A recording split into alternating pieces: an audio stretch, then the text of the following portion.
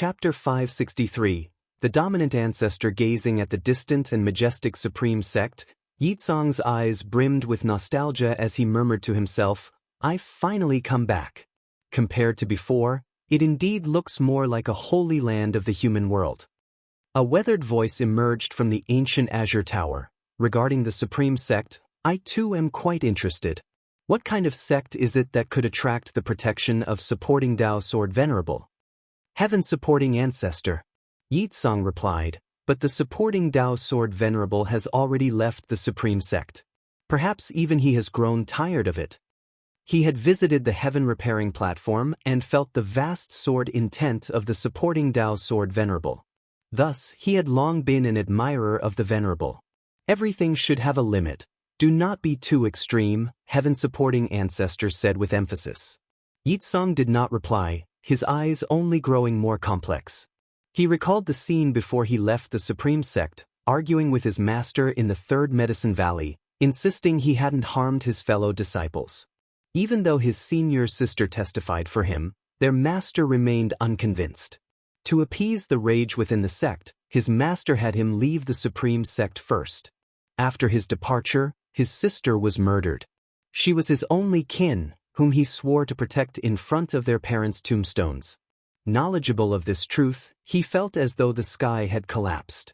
He sought justice from his master but was stonewalled, and to this day, that vengeance had not been claimed. He hated his master for not taking a stand for him, and he hated the Supreme Sect even more.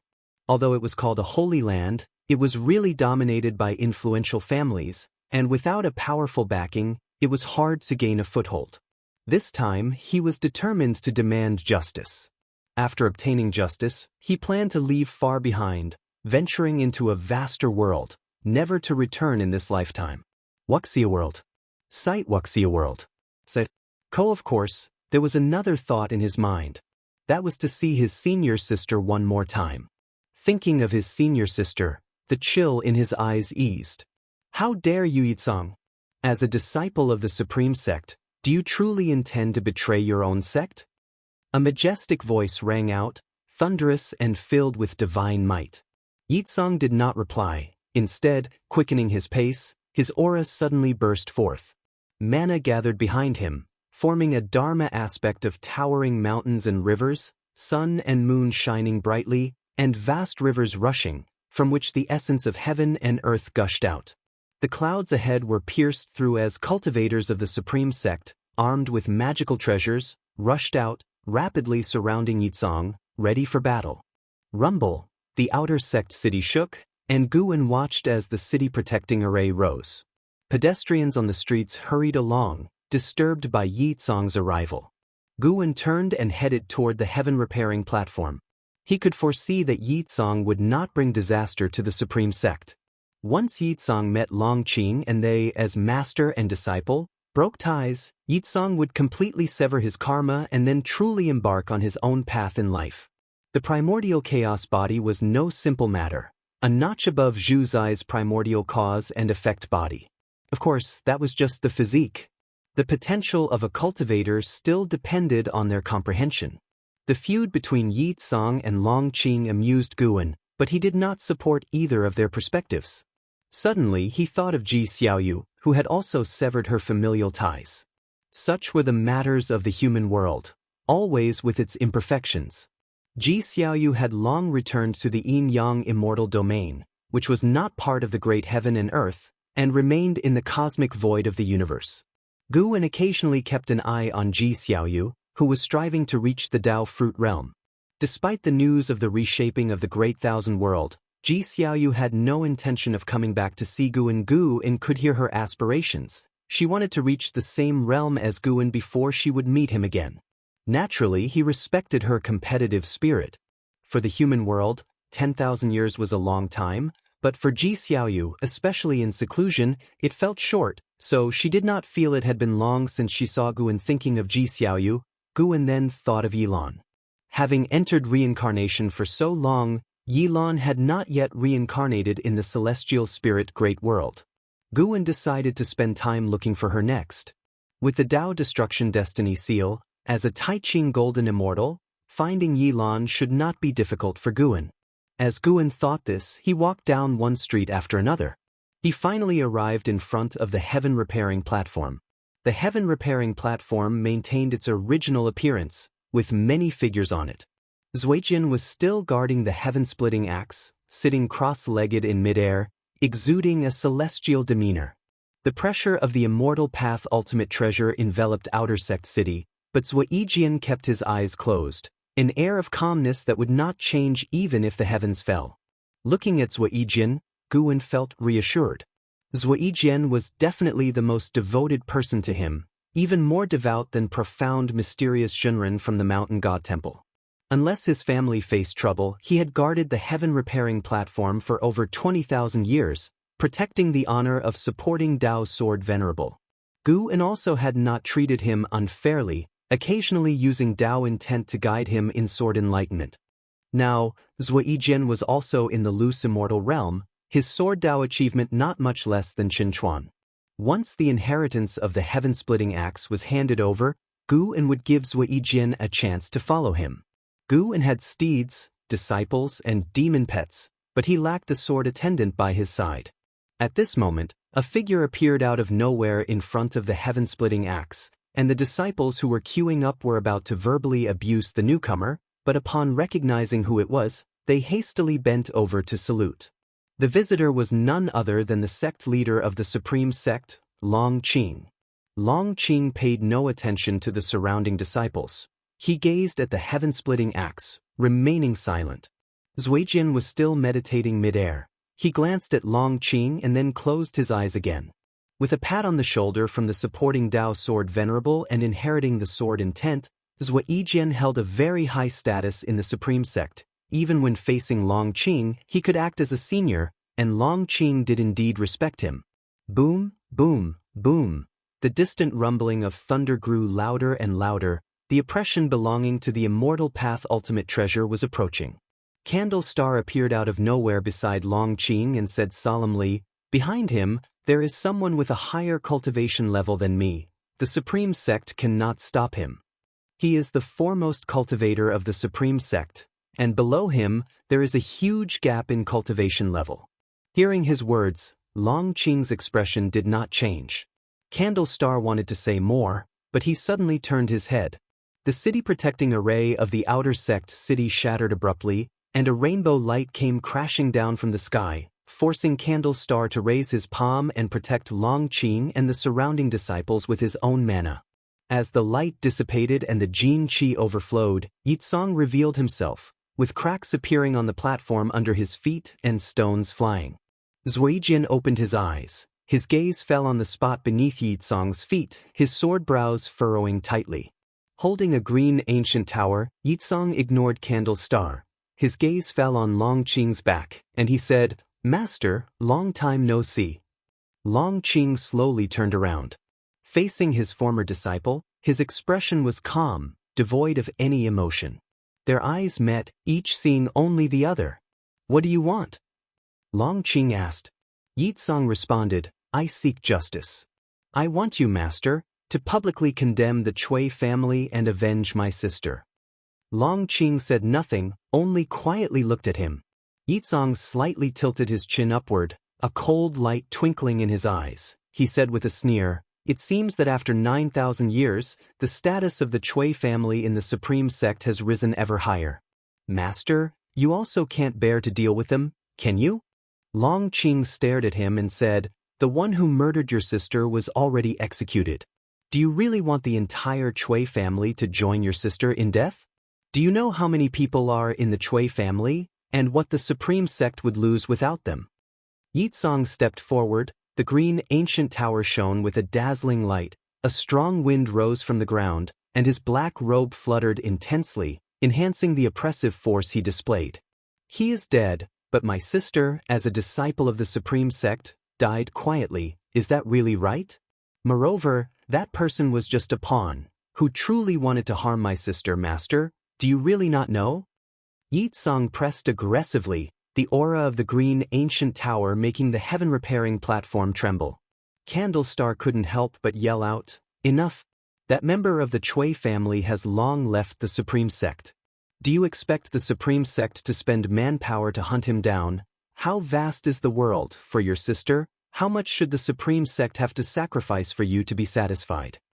The Chui family allowed the mastermind to escape and had the murderer executed. The Supreme Sect indeed had no way to deal with them, especially since the Chui family helped develop the sect and now counted among the top 3 families within the sect. Candle Star often encountered such contradictions. What he could do was to have the murderer pay with his life, but it was impossible to completely eradicate them because the development of power needed to consider benefits.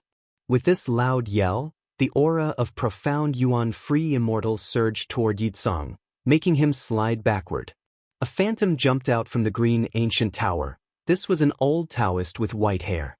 The heaven-supporting ancestor hovered in the air, looking down at Candle Star, and said, "Fellow Taoist, you should not belong to this great thousand world. Why are you so stubborn about the rules of the human world? If you consider interests, do you think it is worth offending me and a primordial chaos body for a family that oppresses the weak?" Seeing him appear, Candle Star's expression darkened and he said, "I want to ask you too, with your high level of Tao practice, do you really think his stubborn nature won't bring him great disaster?" The heaven-supporting ancestor had no expression on his face and said, "This is his only request in this life, and as his teacher, I must help him. In the human world, a day as a teacher, a lifelong father, in the great thousand world, a teacher should protect his disciple more. I do not care what happens to him in the future, I just want to support him now." Hearing these words, Long Qing's expression changed. Zuijian looked at the heaven-supporting ancestor. He could feel the other's strength, but he was not concerned. The supporting Dao sword venerable had left many years ago, but Zuijian always felt that the old man was still watching over the Supreme Sect. As long as the sword intent of the heaven-repairing platform did not dissipate, Zuijian believed the Supreme Sect could not possibly fall. Yizong, hearing the words of the heaven-supporting ancestor, felt a deep gratitude but did not show it on his face. He looked at Long Qing, his eyes filled with disappointment. Once, he had respected this master so much that he even considered him a father. The strong stance of the heaven-supporting ancestor put great pressure on Candle Star. He could only look to Long Qing. "Say something. If it comes to a fight, I will risk my life to assist you.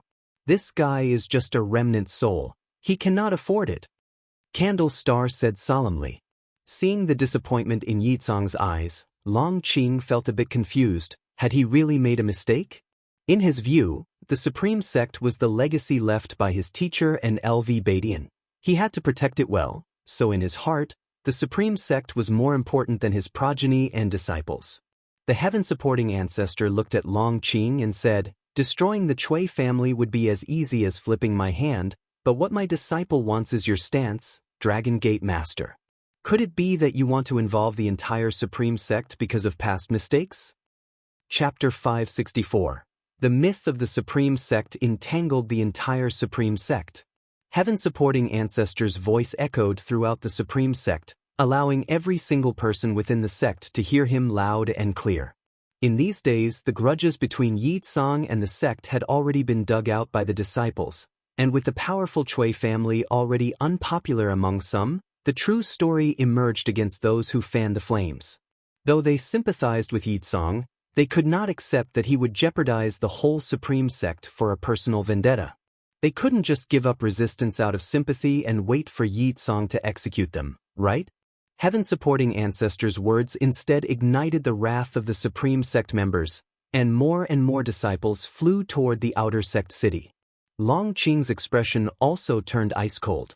Yizong had brought up the master-disciple relationship, which indeed caused him regret, but with heaven-supporting ancestor threatening the entire Supreme Sect, the shame and regret in his heart were instantly replaced by murderous intent.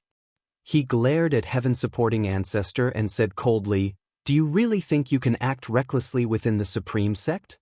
As he spoke, a trace of gray aura emanated from his eyes, making his whole persona appear even more eerie. He was not as advanced in cultivation level as heaven-supporting ancestor, but he had his own reliance. That was the celestial dragon Dharma aspect. Zuijian, seated cross-legged in midair, also spoke up, right and wrong, grudges and favors, can be discussed, but if you want to threaten the entire supreme sect, I advise you to take back these words, otherwise your cultivation level won't withstand the consequences of such karma. Seeing even a loose immortal so arrogant, heaven-supporting ancestor thought these people had gone mad. Wuxia world. Sight, could it be they believed supporting Dao Sword Venerable was still protecting them? Heaven-supporting ancestors' divine sense enveloped the entire supreme sect and completely failed to detect the presence of supporting Dao Sword Venerable, not to mention a presence comparable to candle stars. As heaven-supporting ancestor was thinking, figures descended from the sky, and Long Qing's daughter Longya had also arrived. Seeing her, Yitsong's eyes showed a subtle change. Longya looked at Yitsong with a complex expression, faintly resentful, which made Yitsong unable to look her in the eye. A handsome man in a gold-embroidered white robe stood in front of Long Qing. He was tall, his long hair tied up in a crown, exuding an unbeatable elegance, the pride in his expression undeniable. Yitsong, every debt has its debtor, every grievance its culprit. Master didn't support you as you wished, but if you honestly ask yourself, did Master mistreat you? Before you left the Supreme Sect, did you get less cultivation resources than I did? Despite conflicts with that disciple from the Chui family, you both vied for the same opportunity. He died, wouldn't the Chui family think of you? Isn't it because of your lack of foresight? This handsome man was Long Qing's son, Long Teng, and he spoke with the fierce momentum of a wild beast. He stared intently at Yitsong and said, "All you know is hatred, but what about the grace the Supreme Sect has shown you? Because of hatred towards one person, one family, you would involve the entire sect? Do you really think you are without guilt? Since you hold your sister in such high regard, why didn't you consider her when you were fighting? Did you think we are obligated to guard your sister for life, watching over her every moment?" These successive interrogations made Yitsong furrow his brows. Heaven-supporting ancestor did not speak further. He had no personal grievance with the Supreme Sect. He wanted to see how Yitsong would respond. In his view, Yitsong should experience such a confrontation and come to a clear understanding of himself. The people who have been kind to you, you only demand more. By what right do you act this way? Long Teng said forcefully, and even though heaven-supporting ancestor and immortal path ultimate treasure were mighty, he showed no fear and even took a step forward while speaking. Seeing Long Teng's stance, Candle Star revealed a smile on his face. Even though Yitsong had cultivated the primordial chaos body, in Candle Star's eyes, he still didn't measure up to Long Teng. Feel it's unfair? When Yitsong was the favored one by Long Qing, did Yitsong ever consider how Long Teng felt being neglected? Granted, Long Qing was somewhat biased in his manner and relationships. The closer they were, the more he may have taken them for granted, mainly because his energy and resources were limited. In his view, there was no need to make a big effort to win over his own children. Perhaps, due to a lifetime of drifting from one life to the next, he cared deeply about how outsiders felt under his command. Candle Star didn't think such a fault was a big deal. The present issue wasn't about what Long Qing did wrong. It was that he wasn't as strong as heaven-supporting ancestor. If he was stronger, would he have allowed heaven-supporting ancestors such insolence? More and more people appeared on the heaven-repairing platform, persuading Yitsong, who had once shown peerless talent. It was too much of a pity for such a genius to become the Supreme Sect's enemy, especially when the conflict could be resolved. Why go to such lengths to settle the score? Yitsong watched his former sect friends and teachers, feeling somewhat swayed in his heart. But whenever he thought of his sister's death, he just couldn't let go. The very reason he had left the Supreme Sect with peace of mind was his belief that Master would take care of his sister. But instead of disciplining the Chui family, Master had let them kill his sister. Why should he? His master was the sect leader. Yitsong's anger and intent to kill burst forth in his heart, and the more people tried to persuade him, the more he hated. From the beginning to the end, the Chui family never showed up, and the Supreme Sect did not attempt to capture them. It was as if the Chui family were the victims. Master! Yitsong's voice was deep, drowning out all other noises between heaven and earth. Heaven-supporting ancestor and Long Qing both turned to look at him. Both were his masters, but one protected him while the other stood on the opposing side. Zuijin sensed Yi Tsong's murderous aura and his expression shifted. He was about to stand up when suddenly, his gaze caught a figure, and he widened his eyes in excitement. He did not exclaim aloud but quickly repressed his emotions. Heaven-supporting ancestor said expressionlessly, "Speak, whatever you wish to do, your master will support you." As his words fell, the temperature around plummeted. The ancient green tower constantly burst forth with rainbow light, casting clarity on everyone's faces. Yisong took a deep breath and said, "Kill.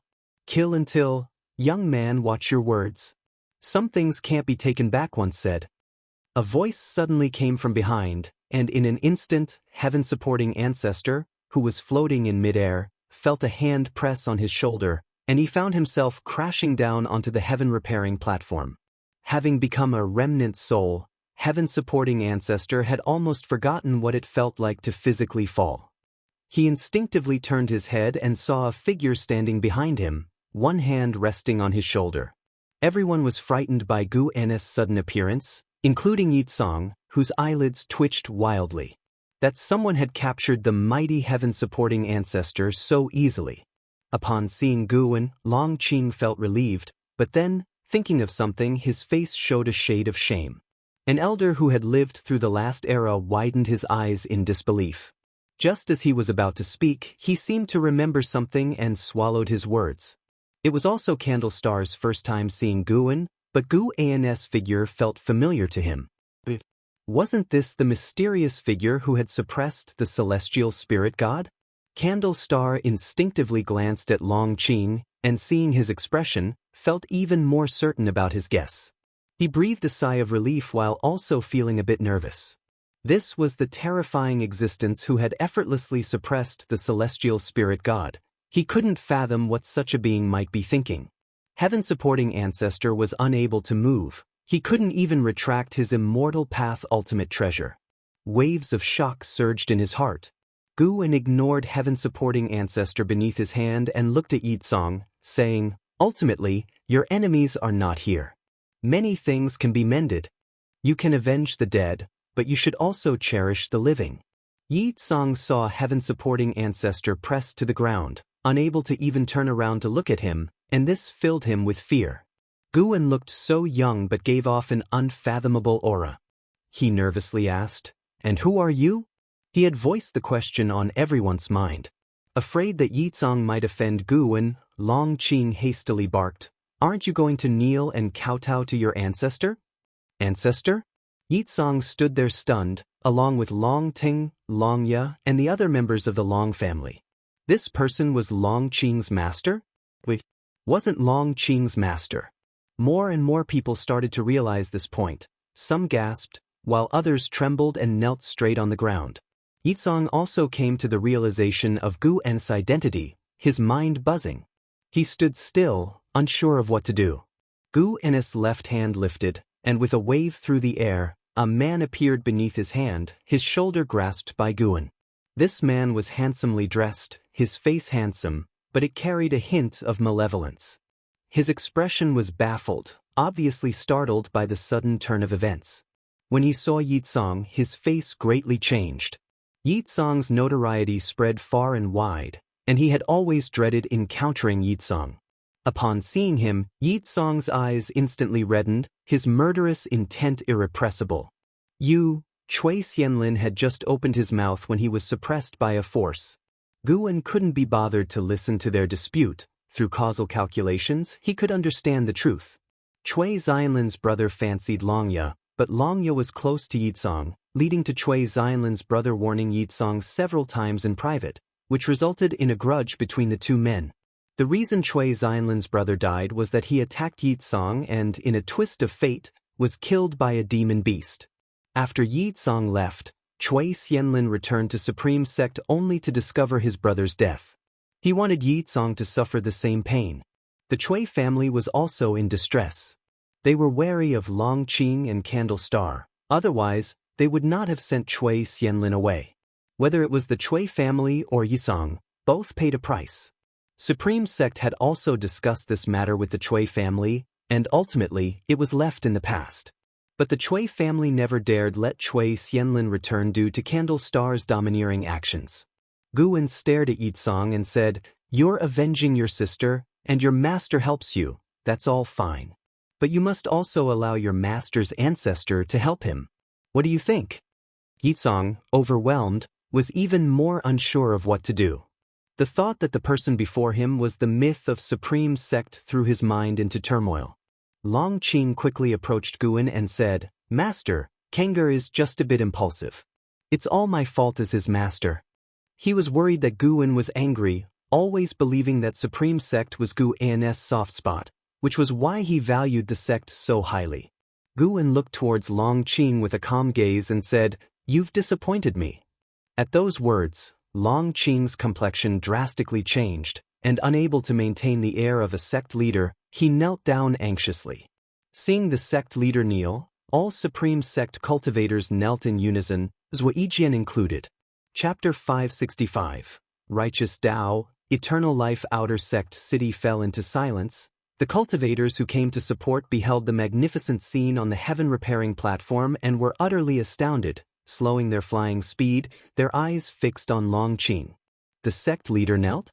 When they turned their gazes towards Guwen, they couldn't see his true face, even feeling a sense of dizziness.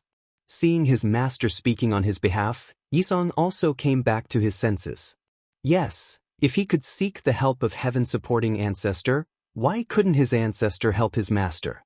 The moment he saw Chui Xianlin, Yitsong actually began to let go. It was only because the dead could not be brought back to life that he blamed others. It was his own fault. After all, he had not protected his sister well. Who else could he blame? Yitsong took a deep breath and facing Guwen, he opened his mouth to say, "Thank you, ancestor, for capturing my enemy for me. I should avenge myself. Please, do not be disappointed in my master."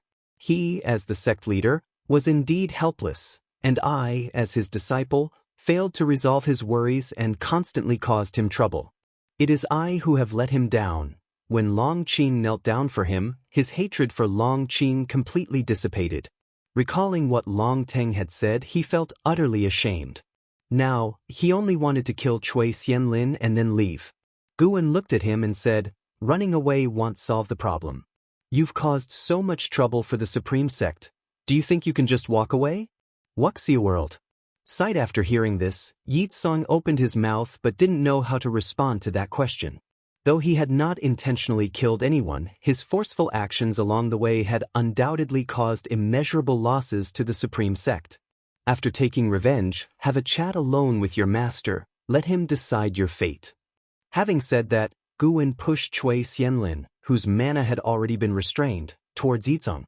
Now as weak as a mortal, once Chui Xianlin regained his freedom, he immediately ran towards the distance. However, Yitsong appeared out of nowhere in front of him, grabbed him by the throat, and lifted him high up. As Guwen turned and walked away, he dropped a comment, "Zuijian, come with me." Hearing this, Zuijian became excited and hurriedly followed Gu An's steps. Just a few steps away, the two disappeared from the heaven-repairing platform. With Guwen gone, Yitsong could no longer restrain his desire to kill. "Chui Xianlin, give me back my sister's life." Yitsong roared with all his might, venting thousands of years of accumulated hatred and pain. His voice echoed between heaven and earth. Countless cultivators of the supreme sect looked up, their minds shaken as they gazed at the figure on the heaven-repairing platform. What shook them was not Yitsong, but the person whom the sect leader had knelt before. Who in the world was he? Not only did he make the sect leader kneel, but he also made Yitsong let go of his hatred towards the supreme sect. Such a figure made the cultivators of the supreme sect's imagination run wild. The dark clouds in the sky gradually dispersed, and the sunlight poured down, brightening Third Medicine Valley. Under an old tree, after Zuijian finished pouring tea for Guwen, he sat down respectfully, facing Guwen with a mix of anticipation and nervousness in his heart. Such a big event had happened, and Guwen calling him away meant Guwen had come specifically for him. Was he going to accept him as a disciple, or was he going to ask him to give up guarding the heaven-repairing platform? 2,000 years had passed. Too many people, including his son, had persuaded him to give up. He wavered at times but still persevered. Only he knew how monotonous a life lasting thousands of years could be. Hearing Zhuo Yijian's inner thoughts, Guwen laughed and said, "Don't be nervous. Although your guarding of the heaven-repairing platform doesn't hold special significance for me, your sincerity has touched me." Zhuo Yijian, flustered, let out an embarrassed smile. Guwen continued with a smile, "I offer you two choices. One is to be my sword attendant, following me forever, and the other is to teach you the swordsmanship that leads to the peak of the world." "I wish to follow you," Zhuo Yijian answered without hesitation. Guwen looked at him and reminded, "Following me, can you forsake your family?" Zhuo Yijian said firmly, "I have essentially already forsaken them. I have done all I could to give them everything I could.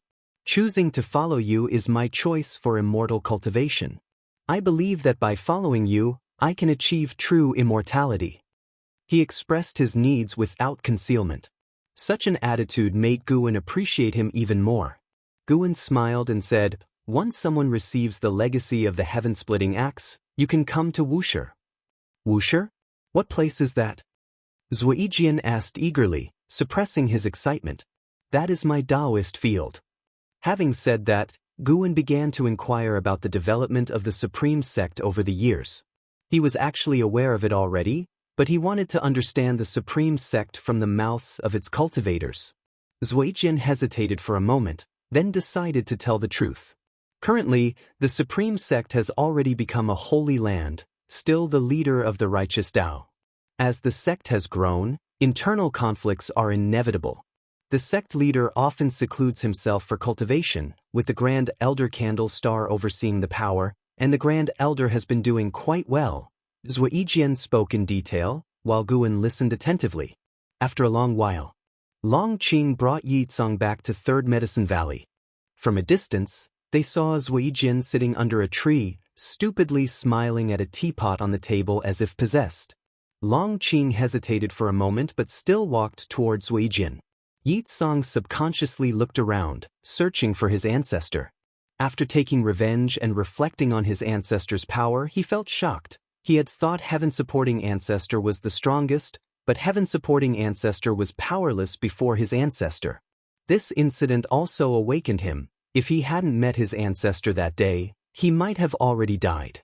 He began to admire and aspire after his ancestor, a person so powerful yet not overbearing, fair, the kind of person he wanted to become. Seeing Long Qing and his disciple approaching, Zhuo Yijian composed himself, resuming his inscrutable demeanor. Long Qing approached him and bowed, asking, "Senior, where has my master gone? Has he left any instructions?" Zhuo Yijian stood up and said, "As for where he has gone off to, I can investigate that, and he didn't leave any message."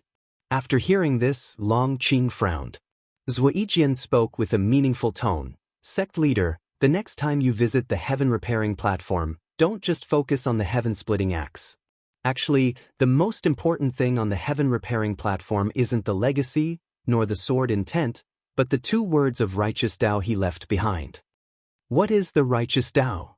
Different people have different understandings, but I think what's right is right, what's wrong is wrong. The righteous Tao should lead the moral climate of the human world. Before the sound of his voice faded, Zhuo Yijian had already disappeared from the spot. After listening, Long Qing fell into silence. Yizong, looking at Long Qing's back, his eyes full of shame. After being scolded and looking back at his master's actions, he suddenly felt that being a master was the hardest. Yizong began to examine his own heart. What kind of person was he really? Did he deserve the two words, righteous Tao? Heaven-supporting ancestor taught him that if one does not think for oneself, heaven and earth will annihilate them. Immortal cultivation is about striving, but seeing the ancestor today, he suddenly felt that cultivators must still have some convictions and principles. In thousands of years, he had seen countless powerhouses, but in terms of demeanor, no one could compare to his ancestor. The ancestor had only said a few words, but now that he thought back, each word was filled with deep meaning. Under the old tree, Long Qing and Yizong, each harboring their own thoughts, were reflecting on their own actions and pasts. Guwen returned to the Taoist field of the beginningless and resumed his uneventful lifestyle, not caring about how Long Qing would deal with Yizong. Even if the supreme sect were to be destroyed, he didn't want to bother. His intervention this time was because Yizong was considered his disciple, and his disciples could not be enemies with the supreme sect. Regardless, the supreme sect still held a place in Gu An's heart. Gu An sat in a rocking chair reading a book, while in the courtyard the great cauldron was still refining Dao treasures. This time, it wasn't an Xian who was helping to guard, but Xinjian. An Xian needed to cultivate, and Gu An didn't trouble her. Besides, Xinjian was quite interested in refining treasures. Xinjian occasionally glanced at Gu An, with words lingering on her lips but never spoken. She always felt Gu An had changed somehow this time, but she couldn't pinpoint exactly what it was. After reading for a while, Gu An's mind inexplicably drifted to the figure of the youth. Why was that youth trapped in the desperate celestial tomb? What made him so capable of moving his heart? It's time to initiate a lifespan reincarnation. As soon as Gu An thought it, he did it. After all, he still had 100 billion years of lifespan, so one attempt wasn't extravagant. His mind stirred, and a series of prompts appeared before his eyes. You consume 10 million years of lifespan to initiate a reincarnation evolution. Beginning to connect with the Tao rules. Searching for reincarnation worlds, you have the following worlds to choose from. Choose 1. Celestial Spirit Great World. 2. Misty Immortal Court. 3. Taisher Great World. This time, it wasn't going to be the Celestial Spirit Great World, but rather, the likelihood of reincarnating into the future was 8 or 9 out of 10. Gu An was not interested in the future, as he had already encountered extremes before. His gaze landed on the Misty Immortal Court. His previous lifespan breakthrough had also shown this place, so at least that indicated that in the Misty Immortal Court, Taiching Golden Immortals existed. Being born in such a place would result in a higher potential. That's the one. Gu An made his choice, and another series of prompts popped up, reflected in his vision. You choose to reincarnate into Misty Immortal Court. Considering the strength of the Tao rules of this world, you cannot temporarily activate the ability to seize lifespan, nor can you activate phase functions. Reincarnation evolution begins, no ability to seize lifespan. Seeing this prompt, Gu An was not disappointed. He actually breathed a sigh of relief. That was for the best, lest the reincarnation body go out of control. However, previously, Lu Han also started in this way, and eventually activated the power to seize lifespan. He hoped this lifetime would be more stable. While pondering, Gu An kept his eyes on the prompts. The first year, you were born in the Jinlan Immortal Mansion of the Misty Immortal Court. You were born with the Immortal Emperor's eye, astounding the Immortal Mansion. You were named Eternal Life by the Pavilion Master. At the age of 2, the Jinlan Immortal Mansion suffered an attack from space demons. Your eyes were gouged out, and misfortune was cast upon you. The powers in the mansion deduced that you could not live past 20 years. Unwilling to accept this fate, guided by the Pavilion Master, your parents decided to take you to Ling Mountain. What a tough start. Couldn't live past 20? Gu An immediately tensed up. From Misty Immortal Court to Ling Mountain, could Eternal Live's parents reach it within 20 years? He began to look forward to Eternal Live's ability to activate lifespan evolution, perhaps to break free from fate. Chapter 566. The Path of the Buddha Emperor, Bodhi Golden Body. At 3 years old, your parents encountered an attack by the star demon race in the chaotic immortal Star River, your mother was sacrificed, and your severely injured father took you and escaped into a space-time vortex. At 4 years old, despite his injuries, your father continued to take you toward Ling Mountain, and on the path of the Great Tao, he was attacked by a great power cultivator and perished, his existence erased. You were taken by this great power cultivator to a little world, where he accepted you as his disciple and imparted the method of cultivating immortality to you. Is this misfortune? They died so quickly. Gu An felt something was off. Why did every lifespan reincarnation start so tragically? Could it be that Heavenly Tao was targeting him? At 6 years old, you successfully achieved foundation establishment, learned your master was named Profound Misfortune Ancestor, and despite being blind, you did not know your father was killed by the Profound Misfortune Ancestor. You were grateful for the Profound Misfortune Ancestor's life-saving grace and upbringing. At 12 years old, under the help of the profound misfortune ancestor, you condensed your golden core. The profound misfortune ancestor used his own mana to coalesce your eyes, and you regained your sight, escalating your gratitude toward your master to another level. At 16, the profound misfortune ancestor summoned you, offering you two paths of cultivation. One was the Taoist Emperor path, chasing the Emperor's destiny to become a Taoist Emperor. The other was the path of eternal life, pursuing an eternal lifespan to live as long as Heavenly Tao itself. You were caught in hesitation. How would you choose? Such quick decision-making. Seeing to live as long as Heavenly Tao itself, Guan instinctively resisted.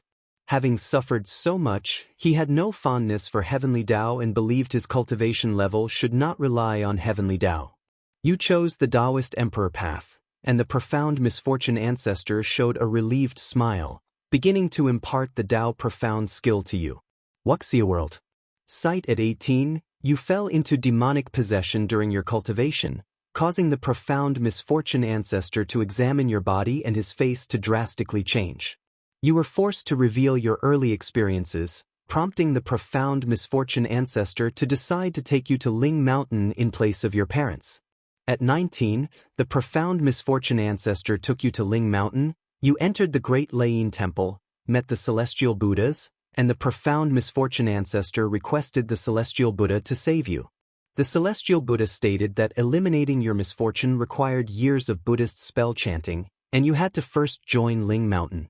The profound misfortune ancestor looked at you, giving you the choice. Would you choose to join Ling Mountain? Are you kidding?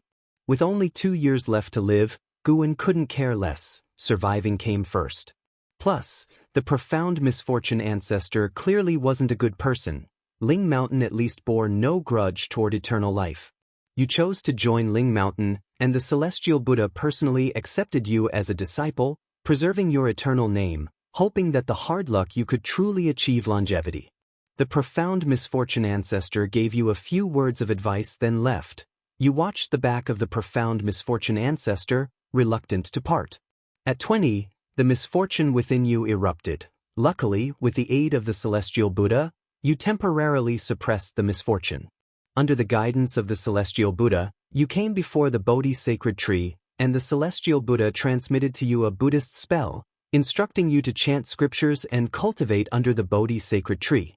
At 23, your cultivation level made a breakthrough, gaining your own understanding of the Buddhist Tao. The rest of the hints were all about cultivation. Seeing that the Celestial Buddha had made no moves against eternal life, Guan began to feel fondness for Ling Mountain. Keep at it, don't leave halfway to experience the world. Guan thought this way. For him, the opportunity from the reincarnation body was not the most important. He primarily relied on the experiences from the reincarnation body to enhance his understanding of the Great Tao. The higher the realm, the better he could comprehend the Great Tao. Bowing into Ling Mountain, Guan lacked not in cultivation resources. Focusing wholeheartedly on cultivation, he could surely reach a very high realm. The hints popped up very fast. At 300 years old, Guan successfully achieved nirvana. During this period, he faced several backlashes of misfortune, each time with the Celestial Buddha intervening. He couldn't make choices staying under the Bodhi sacred tree the whole time. Guan could only watch. Reincarnation's time swiftly passed by. In a blink, Yongsheng had already reached the age of 9,000. At the age of 9,000, you comprehended the Bodhi sacred tree, realized the Buddhist Tao, and nature's spiritual energy surged towards you, causing heavenly phenomena, attracting the Celestial Buddha and other Buddhas to take notice. You successfully forged the Bodhi golden body, and your talent shocked Ling Mountain.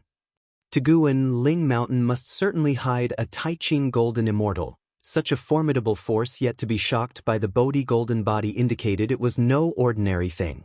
At the age of 9,100, you attained enlightenment under the Bodhi sacred tree. The Black Profound Emperor suddenly attacked. Just as he was about to reach you, the Celestial Buddha appeared and annihilated him. You inquired about the origins of the Black Profound Emperor, and after deliberation, the Celestial Buddha said it was unpredictable, then left. You always felt there was some connection between the Black Profound Emperor and yourself, and you began to comprehend the way of cause and effect. At the age of 9,234, you entered the wandering immortal realm, and after a breakthrough, you felt your connection with the immortal Emperor's eye. You could trace the immortal Emperor's eye, recalling your early experiences. If not for the immortal Emperor's eye being taken and cursed with misfortune, your parents would not have died.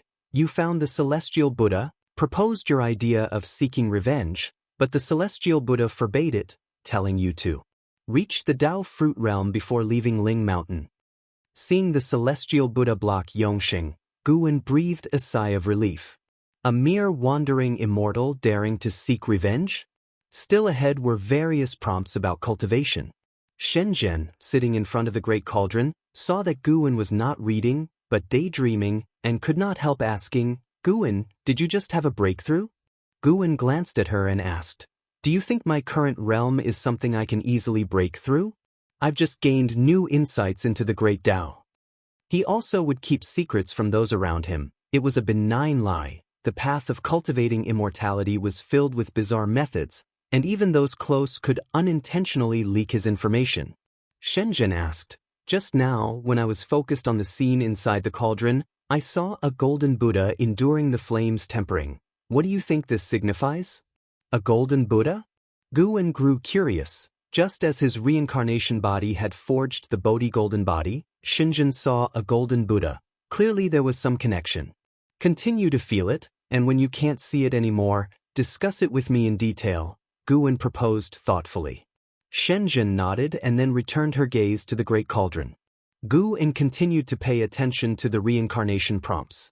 At the age of 57,046, you succeeded in crossing the tribulation and became a divine thought true immortal. At the age of 57,389, you mastered the great celestial thunder spell. The celestial Buddha was deeply pleased and bestowed upon you the precious red dust Buddha beads of Ling Mountain.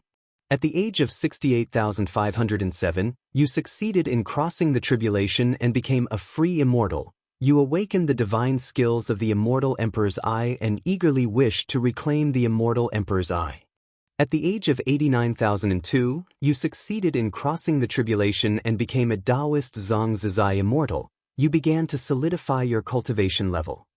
At the age of 90,000, the celestial Buddha agreed for you to leave Ling Mountain, and before saying goodbye, he entrusted you with a task to take a disciple from the misty immortal court, saying they would certainly agree. You left Ling Mountain with doubts. At the age of 90,134, you encountered a group of cultivators ascending to yellow heaven. They were entangled by evil spirits. You helped them, and knowing you were heading in the same direction, the group of cultivators decided to travel with you. Seeing others follow, Guwen knew trouble was coming. Afterward, he frequently encountered problems, but Guwen never faced a choice. Perhaps these troubles posed no threat to Xianxia.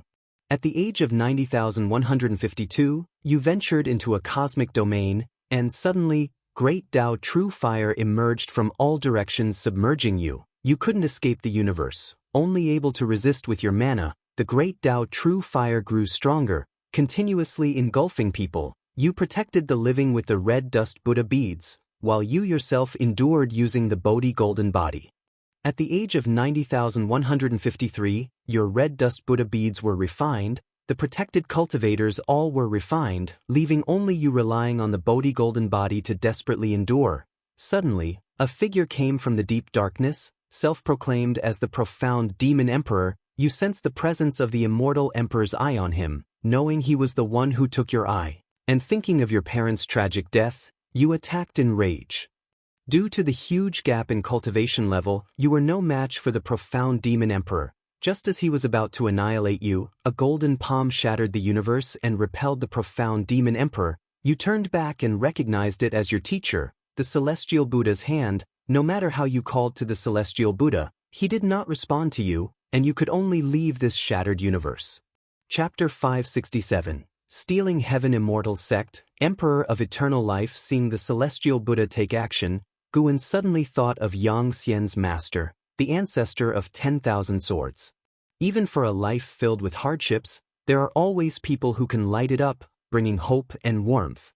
The prompt continued. After his defeat by the profound demon emperor, the Emperor of Eternal Life temporarily gave up on retrieving the immortal emperor's eye. He began to head towards the misty Immortal Court to fulfill the task assigned by the Celestial Buddha. At the age of 91,181, you returned to the misty Immortal Court. You went back to the Jinlan Immortal Mansion, met with the Pavilion Master who was deeply saddened by your parents' death, began to console you, and you mentioned the task given by the Celestial Buddha. The Pavilion Master didn't refuse but enthusiastically took you to the misty Immortal Palace. Along the way, you learned about the relationship between Ling Mountain and the misty Immortal Court. The current Lord of the misty Immortal Court is a close friend of the Celestial Buddha, who had once sent disciples to train in the misty Immortal Court, and now it was time to take disciples from the misty Immortal Court to train at Ling Mountain. You met the Misty Dao Emperor, feeling that this person was as profound and mysterious as the Celestial Buddha. After some consideration, you took Fairy Xianxia, a prodigy of the misty Immortal Court, as your disciple. You then left with Xianxia towards Ling Mountain. At the age of 91,182, you and Xianxia arrived at the path of the Great Tao. You found a spirit lake and decided to seek enlightenment there. Seeing the Emperor of Eternal Life taking Xianxia with him, Guwen had a bad premonition. He always felt that Xianxia would die and that it would profoundly affect the Emperor of Eternal Life. Fortunately, things did not develop as he had anticipated. Decades later, both of them successfully returned to Ling Mountain, and the entire process did not give Guwen a chance to choose. However, the same year they joined Ling Mountain, Xianxia expressed her love to the Emperor of Eternal Life. Unlike the Emperor becoming a disciple of Ling Mountain, Xianxia was just there to cultivate, and once she left, she would revert to being a disciple of the misty Immortal Court, so the rules of Ling Mountain could not restrict her. This time, Guwen was faced with a choice. Upon meticulously recalling past experiences and ascertaining that the Emperor of Eternal Life had not developed feelings for the Misty Dao Emperor, he rejected Xianxia's love. Wuxia World. Sight, you rejected Xianxia's affection. She was neither angry nor sad but instead chuckled, claiming that she would eventually shatter your Buddhist heart. After Xianxia left, you turned back to the Bodhi sacred tree and asked the tree about your inner feelings. The years of cultivation continued. Even without the ability to snatch lifespan, the cultivation speed of the Emperor of Eternal Life was rapid. Although there were no choices to make nor severe trials to face next, Guwen still watched with great interest. At 300,000 years old, he became the profound Yuan-free immortal. At 1,000,000 years old, he became the heaven-encompassing free immortal. Without facing reincarnation tribulations, purely by cultivating beneath the Bodhi sacred tree, with frequent visits and praises for his exceptional talent from the Buddhas. At 1,004,236 years old, Fairy Xianxia came to visit you. She said she was planning to venture onto the Taoist Emperor's path to achieve the title of Taoist Emperor. Knowing you are also pursuing this path, you chose to go with her. At 1,004,250 years old, you and Fairy Xianxia arrived at the path of the Great Tao. Fairy Xianxia took out a magical treasure bestowed by the misty Immortal Court to pursue the celestial Tao destiny. As you sought and debated the Tao, you discovered that Xianxia's cultivation was not weaker than yours, which surprised you. At 1,004,367 years old, you and Fairy Xianxia encountered an attack from a Tao seeker from the Taisher Great World. After a great battle, you noticed a new type of destiny gathering on you, causing a deeper understanding of the Taoist Emperor to emerge. At 1,004,405 years old, Fairy Xianxia had successfully defeated 10,000 Tao seekers pursuing the title of Taoist Emperor, achieving it ahead of you. At 1,004,423 years old, having defeated 10,000 Tao seekers pursuing the Taoist Emperor title yourself, the celestial Tao destiny gathered around you, and you achieved the title of Supreme Grade Taoist Emperor, soaring in your cultivation.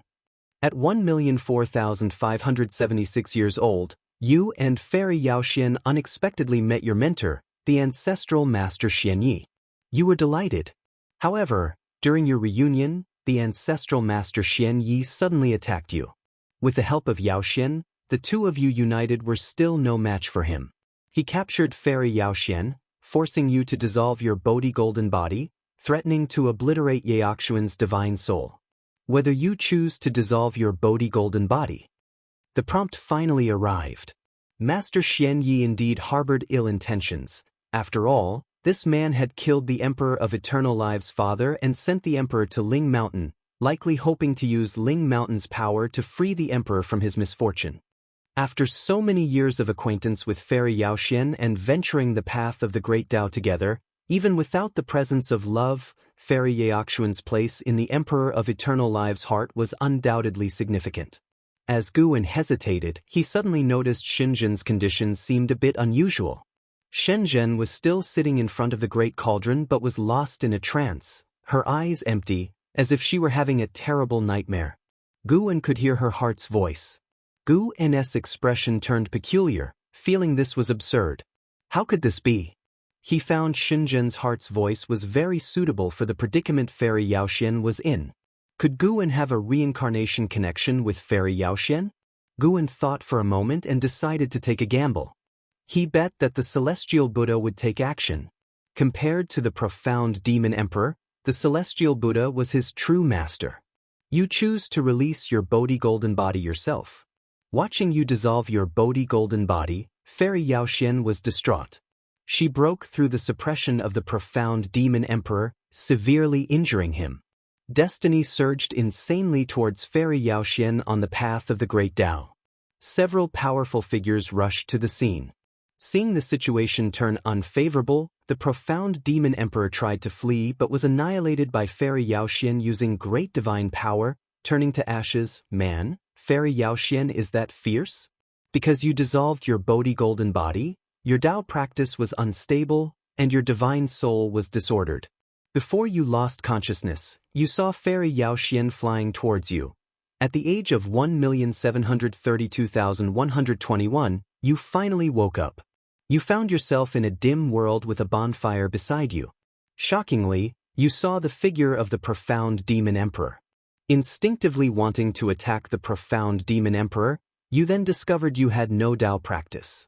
The profound Demon Emperor did not kill you but instead explained why he took your Immortal Emperor's Eye. It turns out the Immortal Emperor's Eye is a supreme divine skill from the Primordial Emperor domain. Even if its possessor perishes, the Immortal Emperor's Eye can reincarnate through reincarnation rules. Your Immortal Emperor's Eye's predecessor had offended the Celestial Court. Once the Immortal Emperor's Eye matures, the Celestial Court would notice, so the profound Demon Emperor took your Immortal Emperor's Eye to protect you. The misfortune on you was not his doing but a remnant curse from your Immortal Emperor's Eye's predecessor, a curse that even reincarnation couldn't dissipate. After knowing the truth, you fell into self-doubt, believing that your parents died because of you. You also found out that the profound Demon Emperor comes from the Primordial Emperor domain. Seeing the mark of the Immortal Emperor's Eye on you, he coveted it. The profound Demon Emperor hopes you would take up the legacy of your Immortal Emperor's Eye's predecessor, Stealing Heaven Emperor, reunite the Stealing Heaven Immortal sect, and rebel against the reign of the Celestial Court. You hesitated whether to become the hierarch of the Stealing Heaven Immortal sect. How did it circle back to the Celestial Court again? What role does the Celestial Court exactly play in the vast world of the Great Tao? Guwen immediately made a choice, to deflect the sharp edge. You refused to become the hierarch of the Stealing Heaven Immortal sect. The profound Demon Emperor wasn't mad but returned the Immortal Emperor's Eye to you and informed you that after saving you, Fairy Yaoxian was counteracted by the Tao rules, fell into the reincarnation abyss, condemned to never transcend again. You couldn't find her again. You didn't believe it, and you secretly swore to find Fairy Yaoxian. At the age of 101,006,351, you fully integrated the Immortal Emperor's Eye, using its tyrannical divine skills to restore your Bodhi golden body and all Tao practice. Your cultivation level even increased a bit. You began venturing into the 3,000 great worlds, searching for Fairy Yaoxian. The profound Demon Emperor chose to follow you. No matter how much you refused, you couldn't send him away. Thereafter, Eternal Life began adventuring, and new locations continued to unlock in the prompts. During the adventures, conflicts inevitably arose, and Guwen frequently faced decisions closely related to life and death. If he encountered someone wanting to kill him, even if the opponent was defeated and begged for mercy, Guwen showed no mercy. If he encountered creatures in peril and could save them, he let Eternal Life intervene to rescue. In this process, Guwen could feel that Eternal Life's personality was shaping. This guy inherently had a very assertive nature.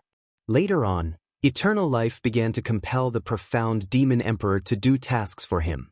As the number of enemies he killed grew, Eternal Life's reputation spread far and wide. Eventually, someone discovered his Immortal Emperor's eye came from the Stealing Heaven Emperor, which suddenly made his reputation sinister. Ling Mountain even sent people to capture him, demanding he relinquish his cultivation level and give up the Immortal Emperor's eye.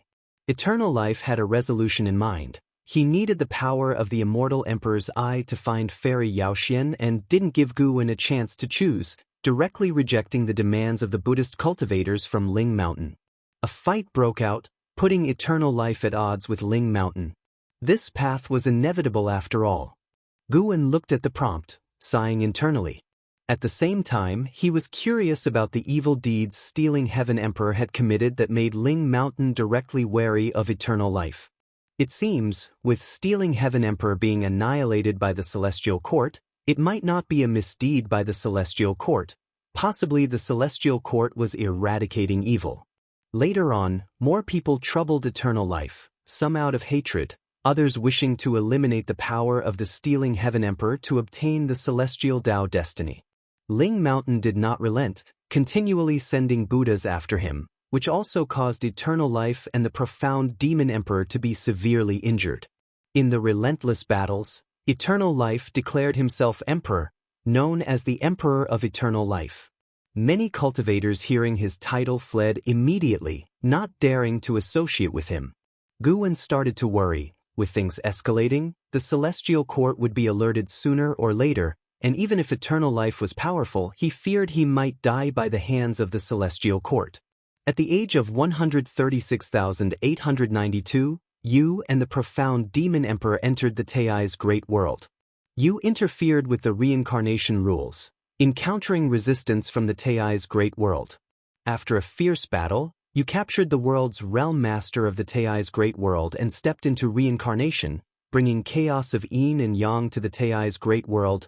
Tai's Great World, Guwen remembered this realm. The Buddha Immortal, who was the divine exotic realm master, was sent to this great world, which now was boundless, far surpassing the celestial spirit Great World. It was unknown whether any legend of Eternal Life remained in the current Tai's Great World. Chapter 568. The True Self of Karma, the Mighty Celestial Buddha. At 136,9102 years old, you stepped out of reincarnation and returned to the Tai's Great World, where you were immediately besieged. Using your overwhelming cultivation level, you fought your way out and released all the captured strong figures from Tai's. At 136,9320 years old, you descended upon the Great Hong Great World. You pondered the path of reincarnation of this great world, startling the entire great world. A transcendent being who surpassed the heaven-encompassing free immortal came forth, gravely wounding you. In a critical moment, you used the Immortal Emperor's eye to escape. Guwen stared at the prompts before him, not surprised to see the Emperor of Eternal Life injured. Just the heaven-encompassing free immortal being so presumptuous and still surviving already proved the strength of the Immortal Emperor's eye. From the succession of battle achievements, it was evident that the divine skills contained within the Immortal Emperor's eye were not only for combat, but also for aiding the Emperor of Eternal Life in his escapes, which piqued his curiosity about the Immortal Emperor's eye. He grew increasingly expectant of the memories inherited from the Emperor of Eternal Life.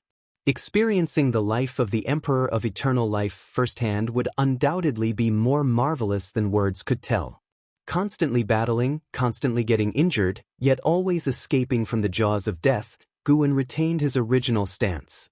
He would take his revenge upon enemies and avoid making unwarranted enemies. If he encountered injustices, he would have the Emperor of Eternal Life act righteously.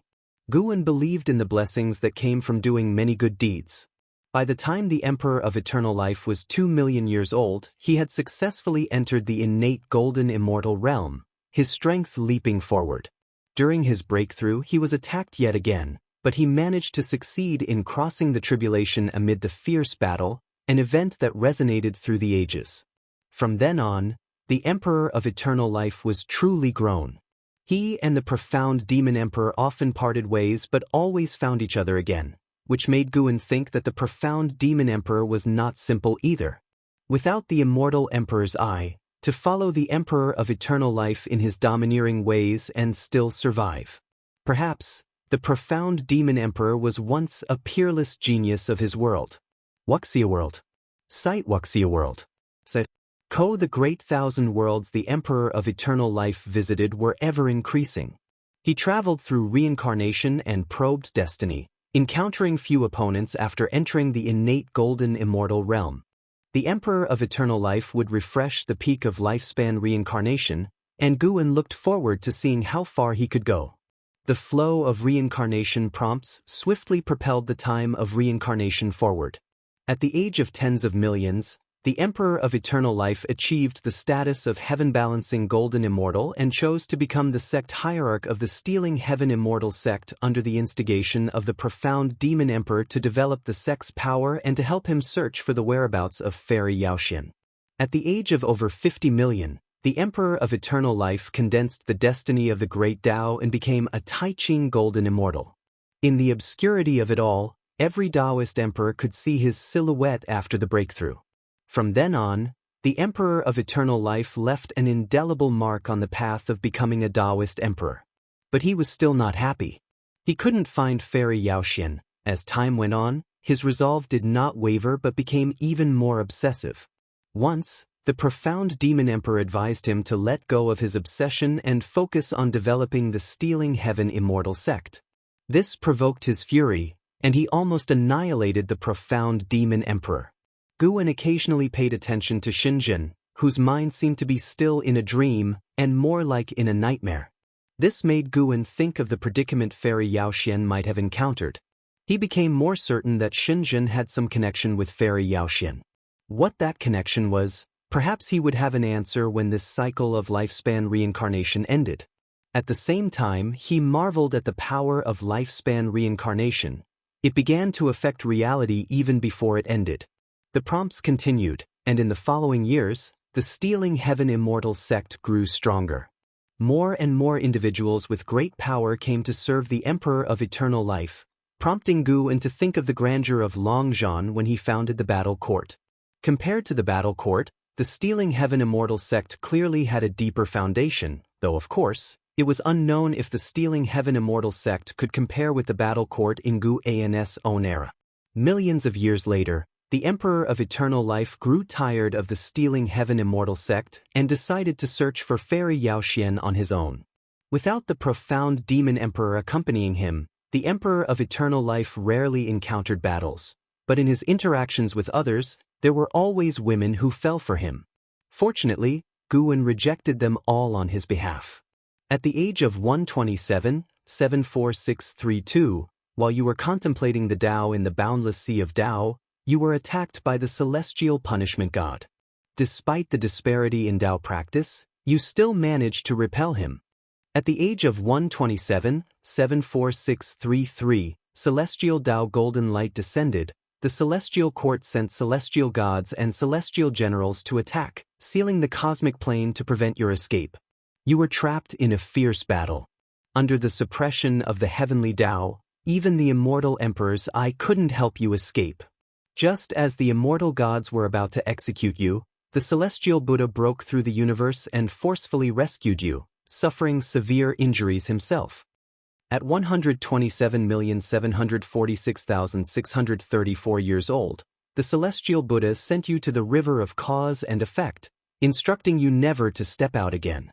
You gazed at the departing silhouette of the celestial Buddha, remaining silent for a long time. At 127,746,656 years old, you encountered the great cause and effect steel within the river of cause and effect, and you began to comprehend the great cause and effect steel. Sure enough, it collided with the celestial court.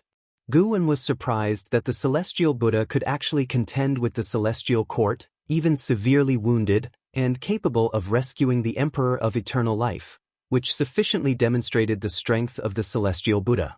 At the same time, the Emperor of Eternal Life also displayed terrifying strength, merely an innate golden immortal, yet able to rival the immortal gods.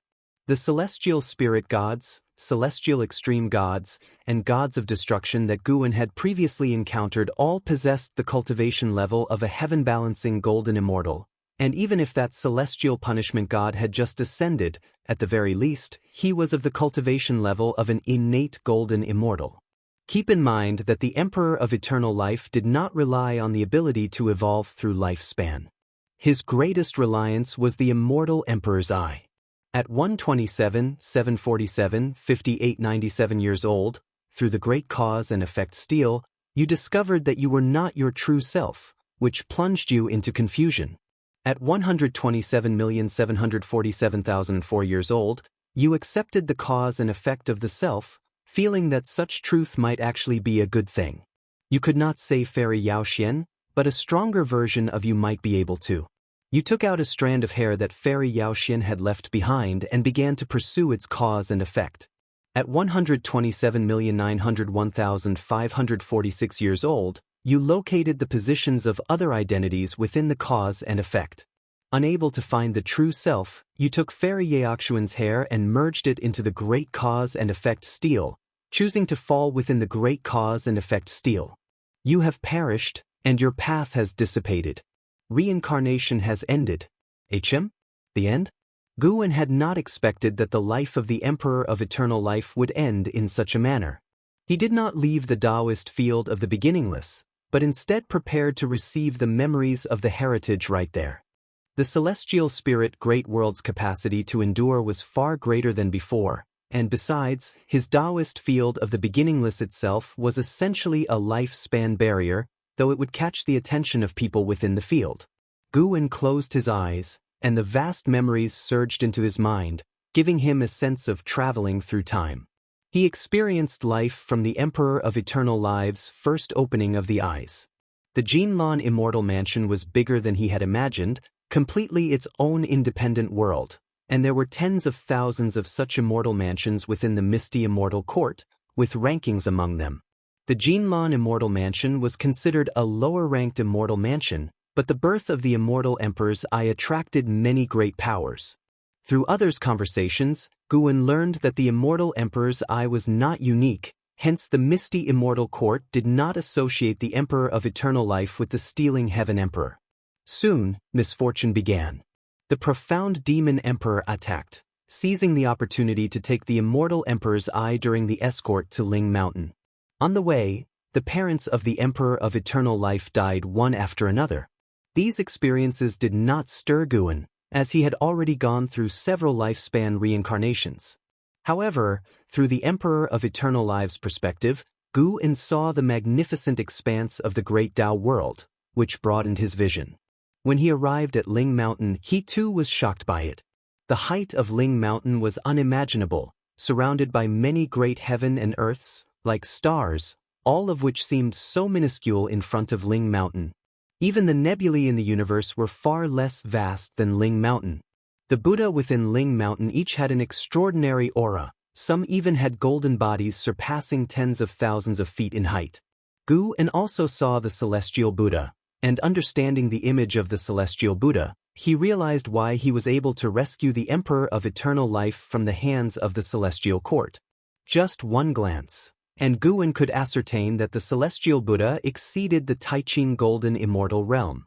After becoming a disciple, when the celestial Buddha was alone with the Emperor of Eternal Life, the imposing aura that overlooked all living beings was gone. He was like a kind monk, teaching the Emperor of Eternal Life how to cultivate and guiding him through confusions. In front of the Bodhi sacred tree, the Emperor of Eternal Life would forget his sufferings.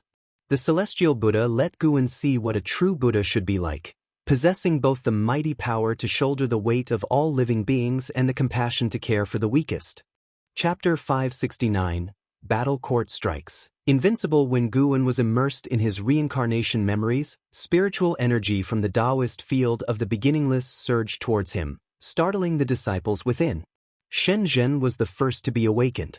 She turned her head to look at Guwen, who was meditating with his eyes closed, her eyes brimming with curiosity. An Xan arrived first, followed by LV Xian, Chen Chuan, Celestial Demon Child, and others. Gradually, everyone gathered in the courtyard within the span of 5 breaths. When they realized the extraordinary phenomenon of the spiritual energy in the Taoist field originated from Guan, they all breathed a sigh of relief. What is Master doing? It looks like he's seeking enlightenment. The realm of our Master is so high, yet he can still experience sudden enlightenment. Perhaps his talent is greater than we thought. Nonsense, it's clear that our Master is a genius. How else could he have reached his current realm? Stop guessing and sit down quickly. Let's profoundly sense the Master's Tao. Everyone discussed in hushed tones, afraid of disturbing Guan. After being reminded by the blood prison great saint, everyone sat down to earnestly contemplate.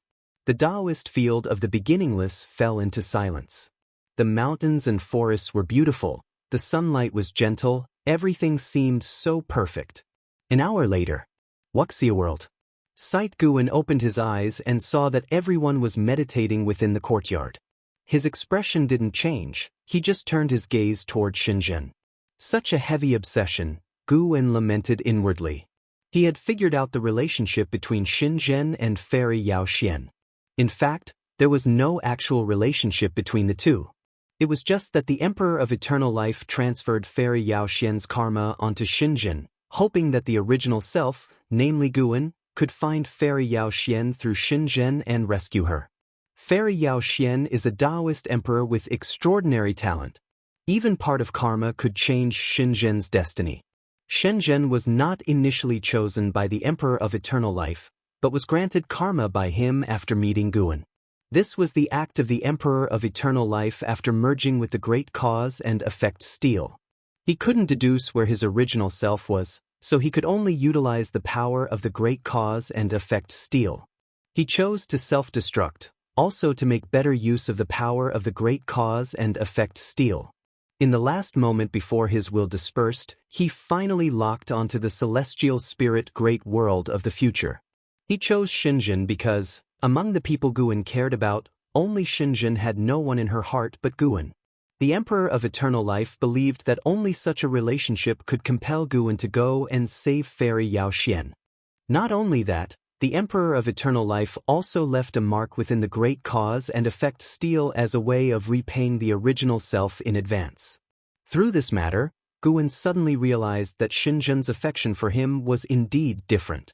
Although she said nothing, she had abandoned everything to follow him. When Shenzhen chose him, she did not know his true cultivation level. She simply did so because their aspirations and intentions concurred. Guan looked at Shenzhen and he too felt relieved. Shenzhen was not a replacement for anyone, she was still her own person, which was quite alright. As for the karma of the Emperor of Eternal Life, Guan would shoulder it. After all, he was the Emperor of Eternal Life. They were essentially the same person. One day he would help the Emperor of Eternal Life find Fairy Yao Xian. With a thought, Gu and his pupils transformed into a purplish gold hue, with flames faintly surging within. The Immortal Emperor's Eye. After inheriting the memories of the Emperor of Eternal Life, Guan suddenly mastered the Immortal Emperor's Eye. It's worth noting that his Immortal Emperor's Eye had no association with the Stealing Heaven Emperor, which was another of the Emperor of Eternal Life's methods. The Emperor of Eternal Life had obliterated Stealing Heaven Emperor's Immortal Emperor's Eye within the Great Cause and Effect Steel. The reason Guan could condense his own Immortal Emperor's Eye was because it was a skill that was cultivated, akin to a variation of divine powers, only it affected the bloodline and soul. The Emperor of Eternal Life had mastered the Immortal Emperor's Eye for hundreds of millions of years and had grasped its essence. This allowed Guan to directly cultivate the Immortal Emperor's Eye. It was a new Immortal Emperor's Eye without any karma.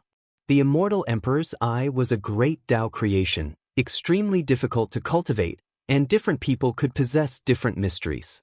Now, Gu and his mana was converging towards the Immortal Emperor's Eye, which would give rise to Immortal Emperor's Eye divine power unique to him.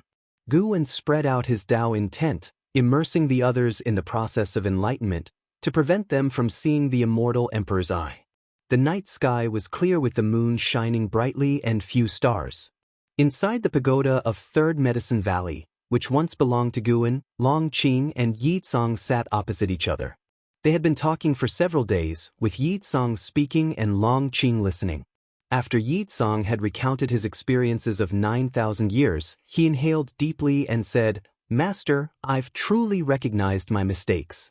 I'm willing to accept punishment. Please discipline me according to the sect's rules." He had already killed Cui Xianlin, avenging his sister, and his vengeance was thus settled, and next, he needed to take responsibility for his own mistakes. When he forced his way into Supreme Sect, although he did not create a massacre, he caused many people to get hurt, bringing immeasurable losses to Supreme Sect. Long Qing looked at Yi Tsong and asked, "If your teacher asked you to take on the responsibility of the Supreme Sect, would you be willing?" "What responsibility?" Yi Tsong asked in confusion. Long Qing answered, "The responsibility of the sect leader." At these words, Yi Tsong suddenly stood up, astonished. "How can I be the sect leader? Besides, isn't Brother Long Teng the best candidate?" As he spoke these words, the image of Guan surfaced in his mind again. He wasn't clear on what he was thinking, only feeling that the matter was ridiculous. Long Qing's gaze remained calm as he said, "You have finished recounting your past experiences. Now it is time for your teacher to talk about his own past." Yi Tsong's brows furrowed, and he could only suppress the confusion in his heart before sitting down. Long Qing began to talk about the past of the Long clan and their deep-seated grievances and enmities with the battle court. Hearing that his master was from outer heaven, Yi Tsong was shocked but did not interrupt with questions and listened attentively. As time went on, Yi Tsong's expression continuously changed, and by the end, his mood had turned somber. He had not at all expected that his master carried so many burdens. Compared to his master, his own suffering was insignificant. Heaven-supporting ancestor flew out from within Yi Tsong, looking at Long Qing with a complex expression. Seeing heaven-supporting ancestor appear, Long Qing paid no heed and continued speaking about the burden of karma he carried. After a long while, Long Qing finished recounting the past and looked at Yi Tsong, saying, "I am destined to die, but I do not wish my progeny to walk the same old path. I hope they stay away from Supreme Sect, away from the karma of the Long clan. My views diverge from those of the Grand Elder, so I wish to support you in becoming the next sect leader. Your talent is strong enough to become the strongest in Supreme Sect's future. But, Kenger, your temperament still needs tempering. It's fine to be sharp, but in all things, leave some leeway, and do not be too extreme." His tone was still calm, revealing no emotion. Yi Tsong couldn't help but say, "Master, why must you bear such heavy karma? The battle court hasn't come yet, have they? Perhaps the battle court has already been annihilated, or maybe they can't even find the celestial spirit great world. It's impossible. The strength of the battle court is beyond your imagination. I had also heard of the Long clan before. I didn't expect that the Long clan still had surviving bloodlines. The battle court will certainly not let the Long clan off the hook." Heaven-supporting ancestor spoke with a hint of unease in his voice. Yi Tsong turned to heaven-supporting ancestor and asked with a frown, "Is the battle court truly unbeatable?" Heaven-supporting ancestor sighed, "Truly unbeatable." Tsong, unconvinced, asked, "What if my ancestor made a move? Could the battle court withstand it?" Heaven-supporting ancestor was caught off guard by the thought of Guan, which made him shudder, but he still said, "That is the karma of the Long clan. Your ancestor doesn't need to get involved. Besides, the might of the battle court is great, and you've never been to the great world beyond. You have no idea how terrifying the battle court truly is." Long Qing joined in. "That's right, my karma won't involve my teacher. He took me in and did what he could already. Back then, he did not wish for me to bear such karma. It was my own insistence." He looked at Yi Tsong and continued, "Kenger, your teacher was also impulsive like you in his youth. I'm telling you about these things, not because I want you to do anything for me, but to tell you that each person has their fate, and the only things one can control are one's own matters." Yi Tsong fell into silence after hearing this. Heaven-supporting ancestor observed the master-disciple duo, his mood turning heavy as well. He knew of the battle courts might even more clearly than Long Qing.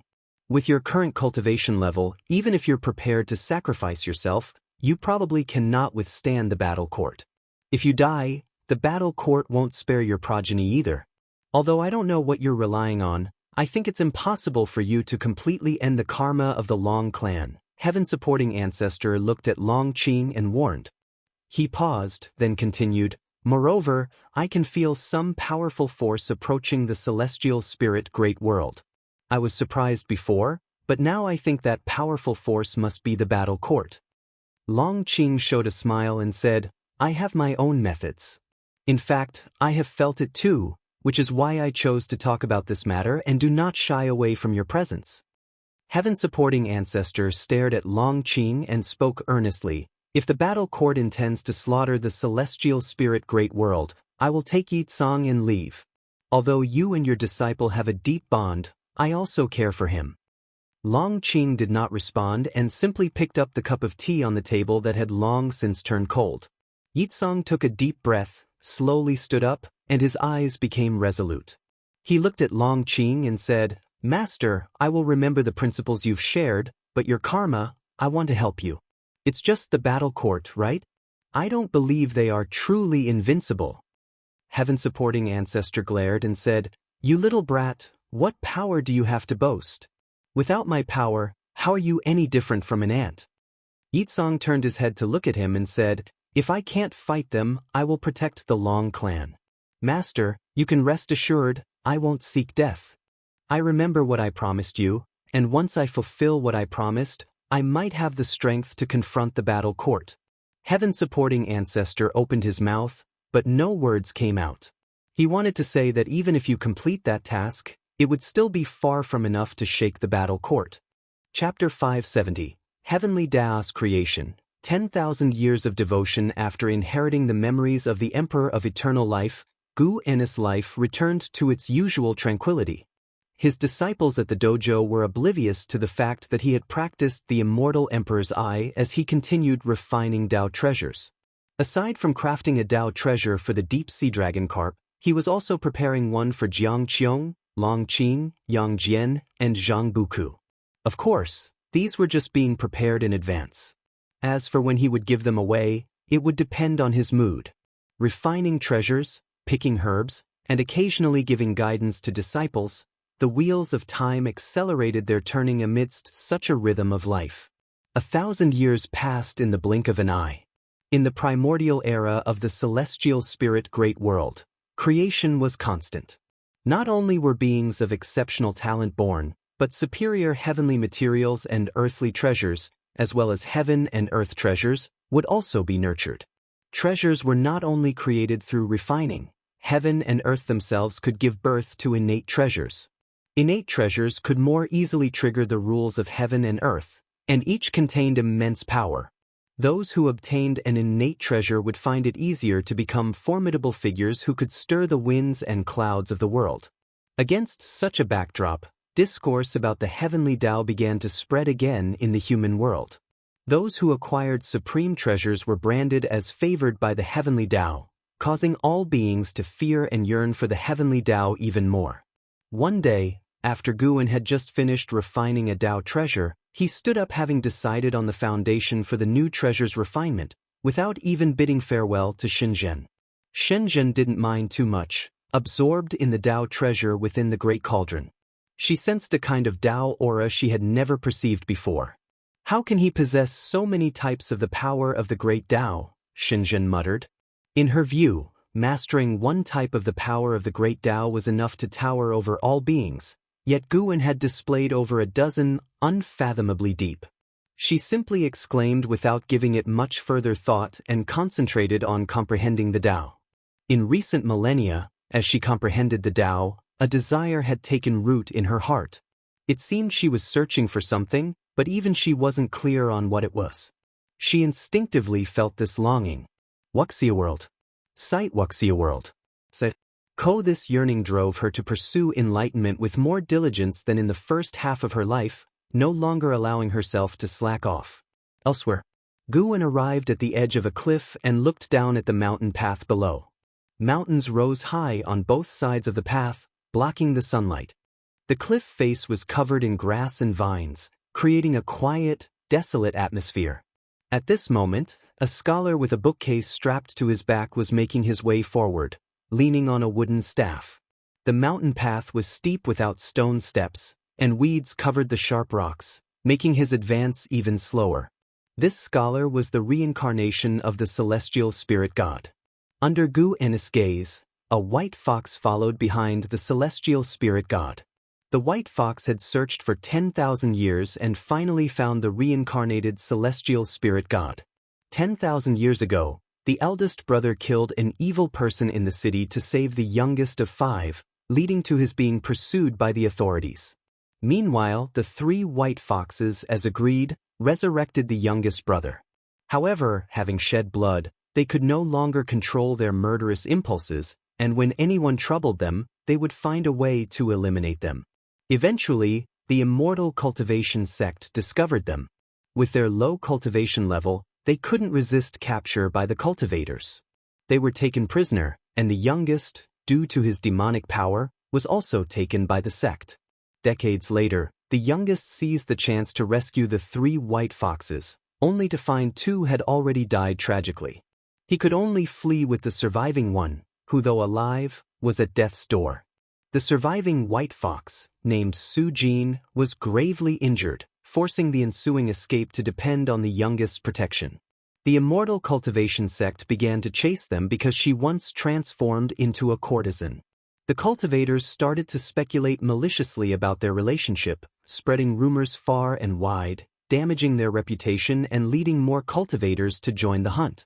Under the oppression of both the secular world and the immortal cultivation realm, feelings developed between the youngest and Su Jin. When the youngest sent Su Jin to the demon race's territory for her safety, he died by the blade of a cultivator while covering her escape. Such tragedies were not unusual in this world. Su Jin was fortunate to become a disciple of a great power from the demon race and even obtained the reincarnation technique. She searched for the youngest for 10,000 years until she finally found him in this life.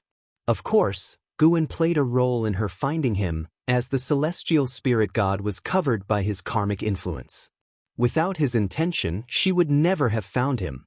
The celestial spirit god had been reincarnated hundreds of times, experiencing various lives. Each death caused his will to briefly awaken, allowing him to take in the experiences of reincarnation. Guan could sense the changes in the celestial spirit god's mindset, which is why he gave him the opportunity. In this life, the celestial spirit god was named by Sheng, hailing from a remote town. He was on his way to the imperial city of the dynasty to participate in the imperial examination. As he reached the highest point of the mountain path, the downhill path lay ahead. Stopping, he set down his bookcase and began to wipe off his sweat. He turned his head and looked back down the mountain path he came by, beholding the undulating expanse of forest that stretched out magnificently without end. A smile appeared on his face, and a feeling of exuberant pride welled up in his heart. Even if all my reading brings no rewards, having traveled thousands of miles, this life is still worth it, Bai Sheng said with heartfelt emotion, a proud and satisfied smile spreading across his handsome face. Suddenly, he caught sight of a little white fox in the grass below, and with a smile and a wave, he greeted it, "Little fox, we meet again. Can't you bear to part with me?" Upon hearing his words, Su Jin promptly emerged from the grass, hurried up the mountain, and affectionately rubbed against Bai Sheng's trouser leg. Bai Sheng was amused by her, then took out some of his rations and shared a piece with her. Guan stood atop the mountain, gazing down at the joyful scene of the reunion between the man and the fox. The stories of scholars and demons made Guan think of the ancient Wuxia literature, strange tales from a Chinese studio, from his past life. In the celestial spirit great world, romances between humans and demons are not uncommon, but they're not as fraught with complications. Few humans betray a demon and live to tell the tale, given the disparity in strength. In this life, the end of Bai Sheng and Su Jin's story was destined to be a tragedy, but with Gu An's intervention, anything could change. Guan was ready to use Su Jin as a test for the celestial spirit god. If the celestial spirit god still lacked compassion, then it would continue to languish in reincarnation. When Guwen was no longer fearful of the celestial court, that would mark the moment of its annihilation. With time on his hands, Guwen decided to get involved. He turned and strode toward the forest. In an instant, his attire transformed dramatically into that of a traveling martial hero, dust-covered yet retaining the demeanor of a gallant figure of the martial world. He wore a broad-brimmed hat and had the Cyan Hong sword strapped to his waist. Su Jin was nibbling on the pastry, her eyes constantly on Bai Sheng. Staring at Bai Sheng, she felt somewhat dazed. Thousands of years had passed, and he had become completely different. In her memory, Xiao Wu never had such presence, always wearing a worried look on his face. But the secret technique she practiced told her this man's soul was indeed Xiao Wu's. In this life, I will definitely not let you suffer, Su Jin thought silently. Suddenly, she turned her head, her movement caught Bai Sheng's attention, prompting him to look up as well. The nearby trees shook, and they saw a figure emerge from the woods. Seeing Gu An's attire, Bai Sheng grew nervous, fearing the other might be a bandit. He quickly stuffed Su Jin into his book box and then turned to face Guwen, feigning calm. Guwen lifted his head, his youthful yet somewhat weathered face showing from beneath his broad-brimmed hat. Bai Sheng instantly relaxed, feeling that Guwen seemed like a kind person. Guwen just passing through. It's rare to meet someone here, so I thought I'd come say hello, hope I didn't scare you? Guwen said with an enthusiastic smile. Bai Sheng quickly raised his hand in greeting. Scare me? Not at all. My name is Bai Sheng, from Lu County, on my way to the Imperial City. Guwen curiously asked, are you going to take the official examination? That's right. Where might Brother Gu be headed?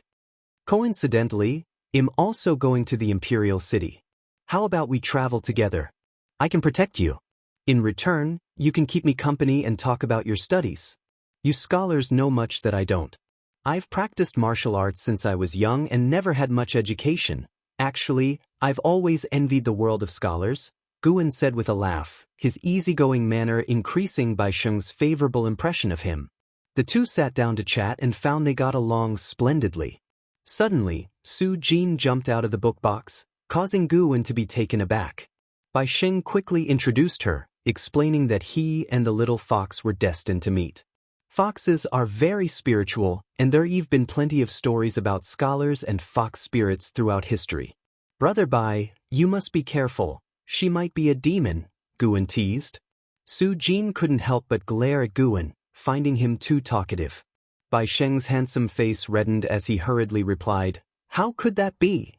Even if she were a demon, there's no way such a story would happen between us. As soon as these words were spoken, Su Jin's gaze towards Guwen was filled with annoyance, though Bai Sheng failed to notice the change in her eyes. Chapter 571. The First Calamity, Dao Court. Guwen and Su Jin accompanied Bai Sheng on his way to the Imperial City, with laughter and joy along the way. Bai Sheng had never been so happy. During this period, Guwen would use a clone to replace himself while his real body went to pick medicinal herbs. Su Jin was a 10,000-year-old great demon, already in the Nirvana realm, but still had not seen through the switch between Gu An's true body and his clone. In the blink of an eye, half a year had passed. They had not yet reached the Imperial City, and with 2 years until the examination, Bai Sheng was not in a hurry. He had set out early, wanting to travel and expand his horizons. On this day, the rain drizzled incessantly. Bai Sheng and Guwen came to a small pavilion in the mountains to rest, and Su Jin leaped out of the bookcase, perched on Bai Sheng's shoulder, and licked his face as if trying to help him wipe the rainwater away. Bai Sheng had grown accustomed to her affection and didn't pay it much mind. He was discussing the local customs and culture with Guwen. Although it was his first visit, he had read about this place in books and was very excited. The rainy weather did not dampen his spirits. Guwen held the wine gourd in his hand, drinking while listening to Bai Sheng talk about the past and present, discussing the masterpieces that had been born here and the stories that were worth singing and weeping over. When Bai Sheng had talked until his mouth was dry and his throat parched, Guwen tossed him the wine gourd. Bai Sheng caught it and poured it directly into his mouth. I've heard that there are ghosts and apparitions around here, but I don't know if it's true or not. I've practiced martial arts for over 30 years, yet I've never seen a demon or ghost. Guan, with the Cyan Hong sword in hand, spoke eagerly. Su Jin couldn't help but roll her eyes at him, feeling that he was overestimating himself. She really wanted to speak, but she was afraid of scaring Bai Sheng. Wuxia world. Sight, Bai Sheng said with a laugh. If there is, I would like to meet one too. You're as weak as a chicken, aren't you scared of ghosts?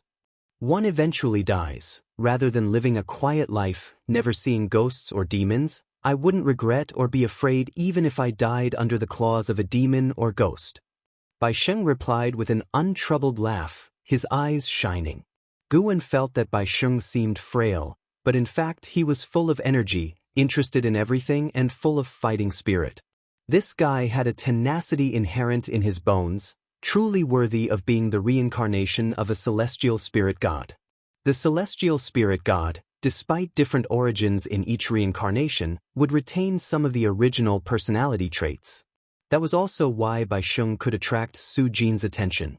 Guan said with a smile, "You should practice martial arts, not just study." Bai Sheng stood up, holding the wine gourd and assumed a pose, executing a set of awkward fist technique, then said proudly, "Isn't it better to excel in both literature and martial arts? Why don't you teach me a set of swordsmanship? I think swords complement poetry." "Alright, let's start now." "Really?" Hearing Guan's words, Bai Sheng was overjoyed and immediately dragged Gu into practice swordsmanship. After beginning sword training, Guan was not all smiles and laughter with Bai Sheng, occasionally correcting Bai Sheng's posture with the hilt of the sword, which angered Su Jin. Once Bai Sheng was able to accept her, she'd make Guan pay. As she thought this, she saw Guan applying more force, causing Bai Sheng to cry out in pain, which further annoyed her. "If you're afraid of pain, you can give up." "No problem, I can hold on." Guan deliberately asked this, and upon hearing Bai Sheng's reply, Su Jin could only bear with it. In the days that followed, every time they rested, Bai Sheng would pester Guan to practice swordsmanship. In Su Jin's view, this sword Dao was quite ordinary. Practicing it was a waste of time. She planned to teach Bai Sheng Immortal Cultivation later, since only by stepping onto the Immortal path could he stay with her forever. Another half a year passed. Spring had just begun. Guan and Bai Sheng arrived at the gates of the Imperial City, and seeing the majestic gates, Bai Sheng couldn't help but raise his arms and cheer. Su Jin, perched on his shoulder, squinted her fox-like eyes. She sensed a heavy demon qi. There were demons in the city. It seemed trouble was brewing. As expected of the Imperial City under the sun of heaven's feet, majestic and imposing, the destination of the celestial mandate, "This is the most prosperous place under heaven," said Bai Sheng excitedly. Guan smiled and said, "There are not only one dynasty in this world. To speak of the celestial mandate like this is a bit presumptuous." Bai Sheng glanced at Guan and asked, "Have you been to other dynasties?" "No." "Then let's first believe that this is the greatest city." Bai Sheng lifted his bookcase and strode toward the Imperial City. As he walked, he turned back to ask Guan the purpose of his visit to the Imperial City. Guan was evasive, which made Su Jin even more vigilant. The crowd in front of the city gate was vast. They blended into it and quickly vanished from sight. At the same time, on the other side of the human world, Leah stood atop a mountain, looking down at the valley below, where weeds sprawled wildly with the faint outline of ancient attic buildings visible. This was Profound Valley, his first residence when he joined the Supreme Sect years ago. Leah gazed at the valley, looking lost in thought. A figure approached from behind him. It was Long Qing. "Elderly, should I have someone tidy this up?" Long Qing asked, weariness apparent in his features. With the impending assault from the battle court drawing near, his cultivation grew more arduous. He would not have left his practice had Leah not returned. Leah still wore his black garments, with stubble on his face and his hair casually tied, exuding the air of a wanderer from the martial world, not that of someone from Immortal Cultivation. "No need, I'm just taking a glance." "You don't need to accompany me especially. I will be leaving soon," Leah replied softly as he overlooked Profound Valley. In his eyes, the weeds in the valley disappeared, replaced by fields of medicinal herbs. He saw 3 young boys playing and frolicking. After hearing this, Long Qing nodded slightly and then turned to leave. He could tell that Li Ye was preoccupied, but he had no intention of prying. Could any worry be greater than his own life and death? As the millennia passed, Long Qing grew increasingly uneasy, always harboring the feeling of an impending calamity. After Long Qing departed, Li Ye remained in the same place, deep in thought. The divine exotic immortal spirit appeared on his shoulder and said, "Still looking, huh? The master isn't dead, he just left. I'm not worried about him. I just wanted to take one last look at this place before leaving. I might never return," Li Ye answered. Hearing this, the divine exotic immortal spirit cocked its head, asking in surprise, "Where exactly are you going? You still won't tell me? Ever since you practiced that miracle skill, I can't hear your inner thoughts. Living inside you, I feel like an outsider." Towards the end, its tone was of a complaint. "I'm heading to outer heaven. Where exactly, I'm not sure. I want to follow Gu N's steps, and also look for Zhang Buku. Didn't you say that the power of the divine exotic realm masters still exists? Maybe Zhang Buku is still alive." With that, Li Ye turned and looked up at the celestial vault. He leaped up, transforming into a beam of sword light, piercing the sky. As he soared further from the ground, the blue of the celestial vault darkened to black, stars emerged and quickly became resplendent. Suddenly, a powerful force of mana descended from above, and Li Ye's eyes narrowed as a sword materialized in front of him, its blade facing forward, forcefully severing this mana. "Stop!" A shout thundered from the heavens, causing Li Ye to slow down. He squinted and saw a man in silver armor, spear in hand, rapidly stopping thousands of feet above him. "Without the celestial Tao order, you are not allowed to leave the celestial spirit great world," the silver armor man pronounced, looking down at Li Ye with a commanding voice. Li Ye scoffed and asked, "The celestial Tao order? Since when does the celestial spirit great world have such a rule?" He was filled with confusion. For the past 3,000 years, he had been secluded in sword enlightenment, and upon leaving seclusion, he did not hear of any celestial Tao order.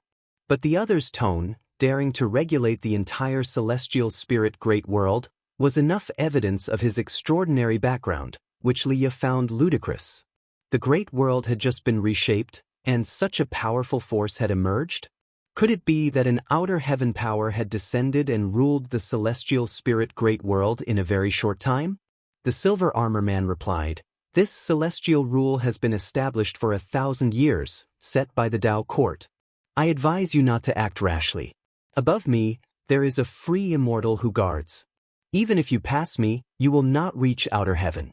Should you injure me, it will be seen as a challenge to the Tao court, and you will be doomed never to transcend." The Tao court? Li Ye frowned. He had only been detached from the mundane for 3,000 years. How had the Tao court suddenly emerged?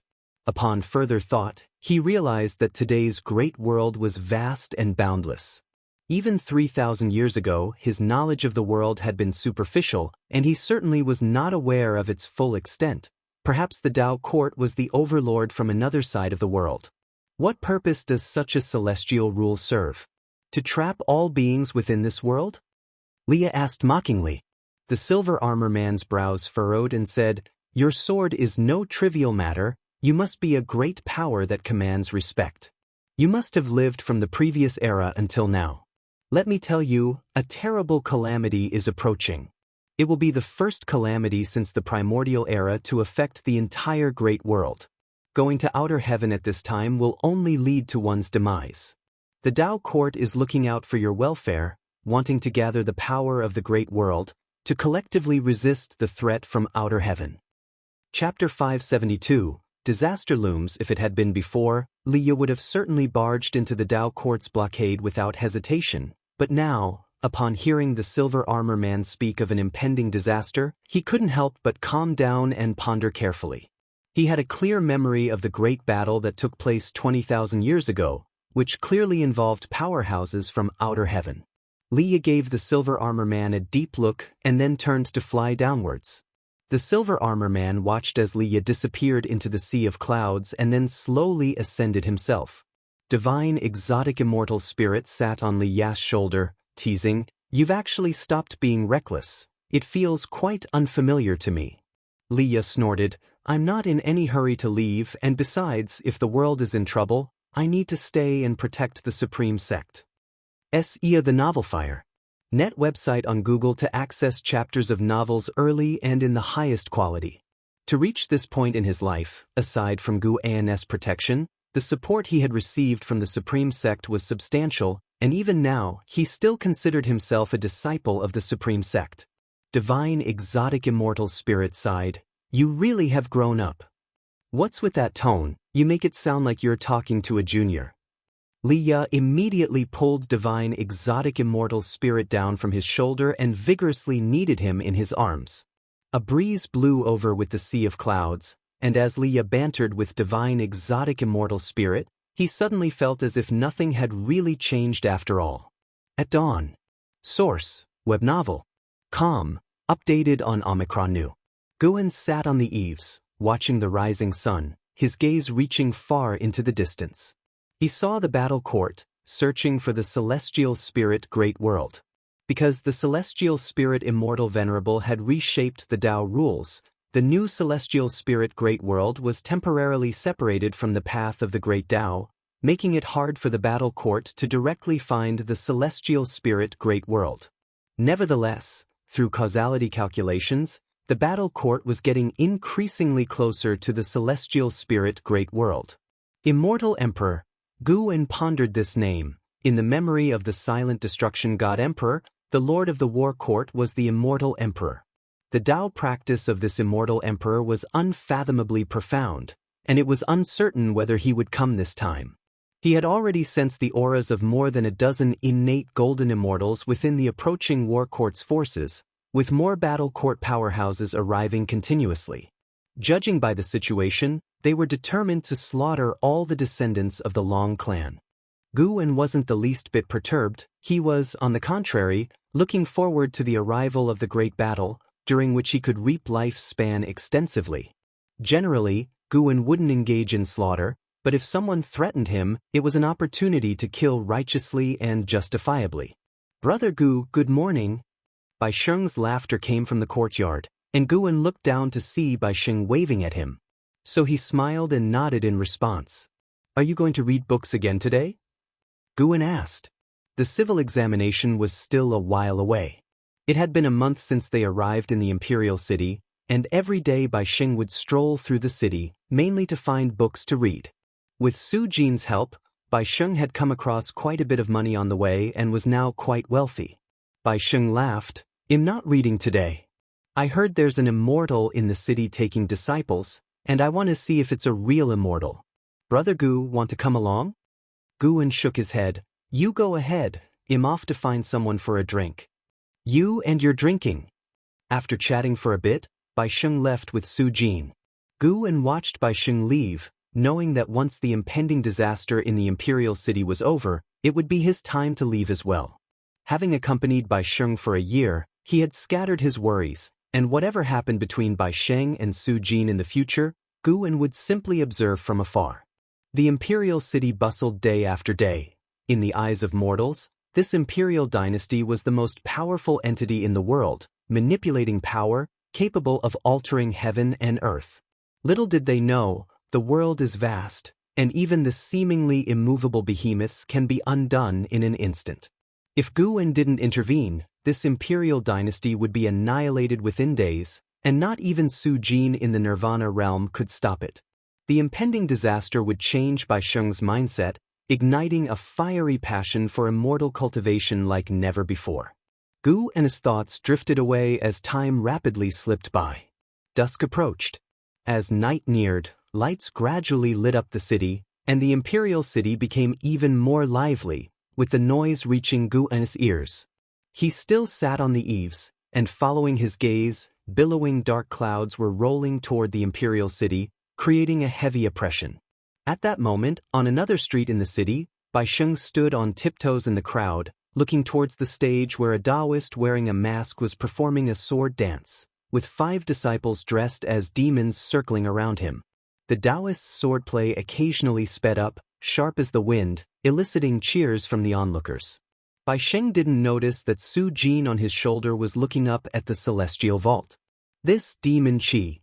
Su Jin's eyes revealed a hint of dread. She hadn't expected the imperial city to attract such a terrifying demon.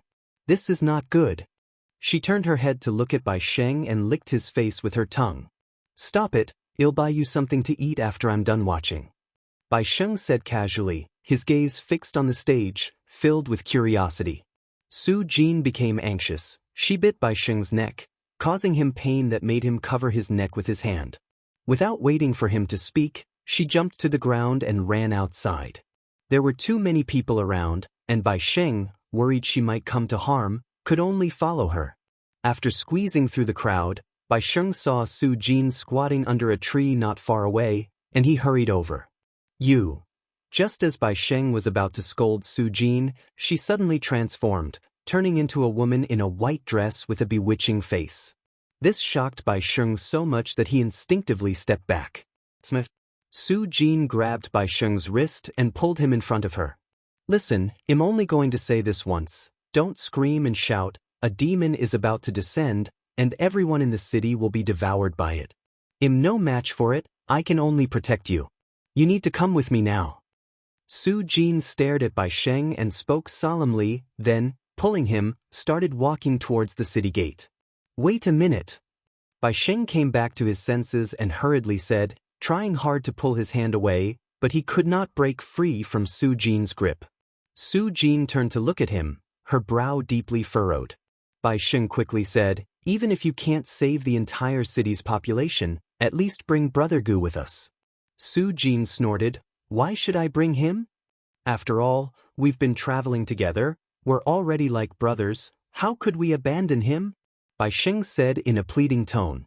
He didn't care that he was shocked by Su Jin being a demon. He believed Su Jin wouldn't harm him. If she would, he would have been eaten already on their journey, so why wait until today? Fine. Su Jin said impatiently and then took Bai Sheng to their residence.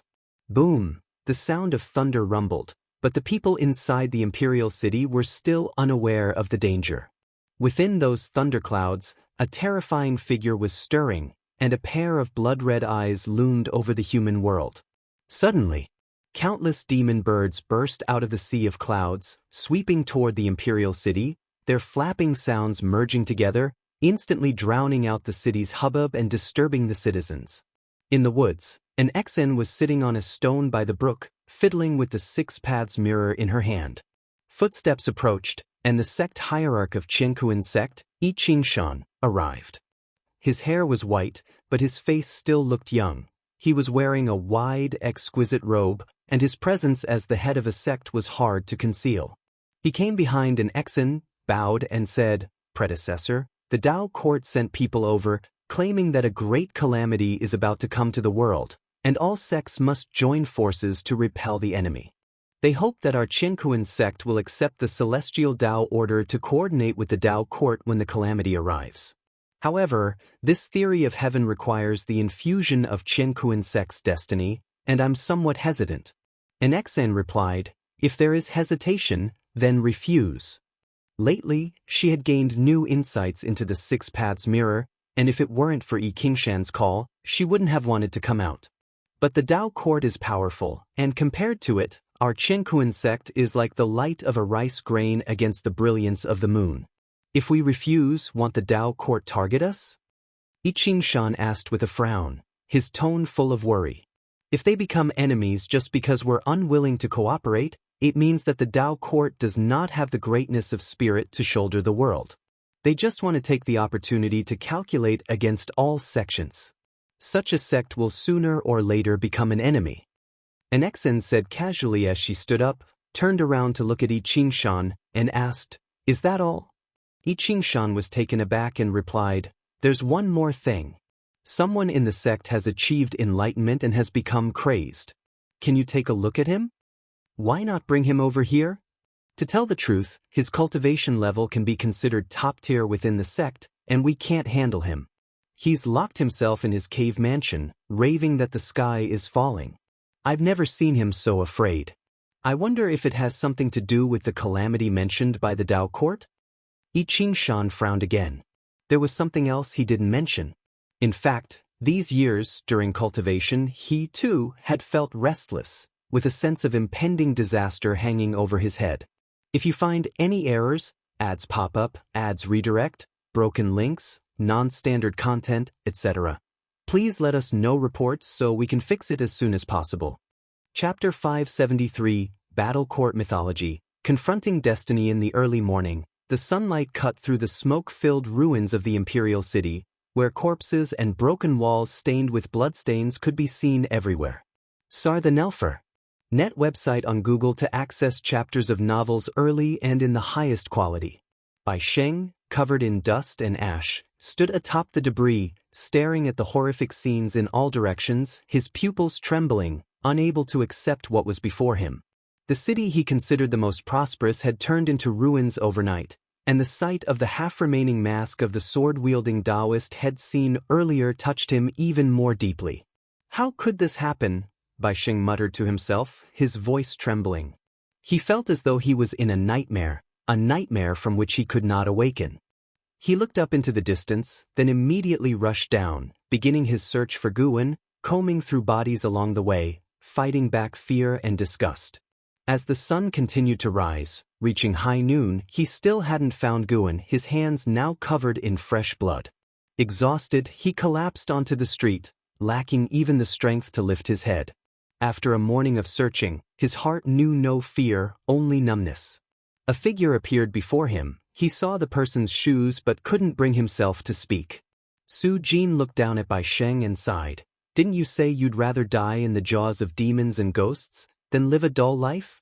Last night, you witnessed a great demon that most mortals will never see in their entire lives. Shouldn't you feel fortunate? Bai Sheng hung his head and asked weakly, Are you such a demon as well? Source, web novel. Com. Updated on In0 New.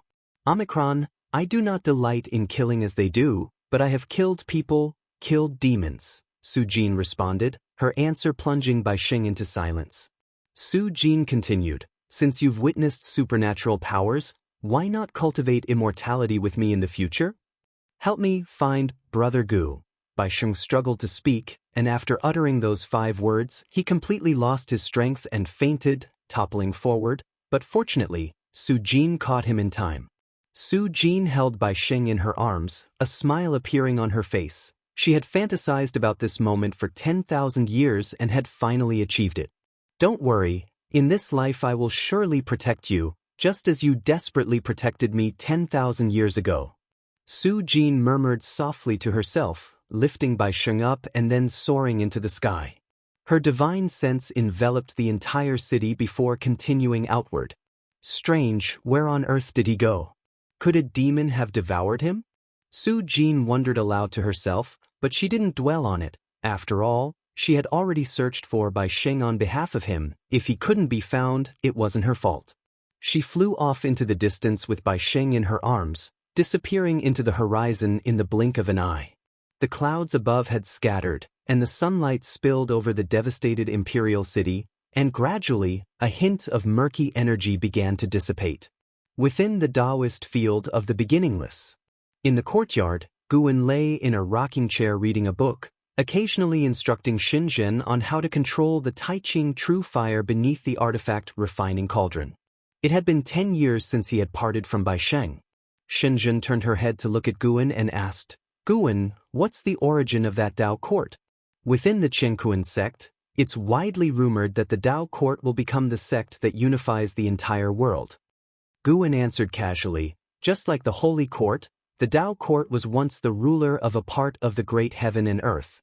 After the great thousand world was reconstructed, they grew rapidly. Of course, they were able to do this because they had the backing of a highly practiced and powerful being. How strong is he, compared to you? Shenzhen asked with a raised eyebrow. Guwen laughed. Haven't fought, hard to say. Yeah, right, with you talking like that person definitely isn't your match.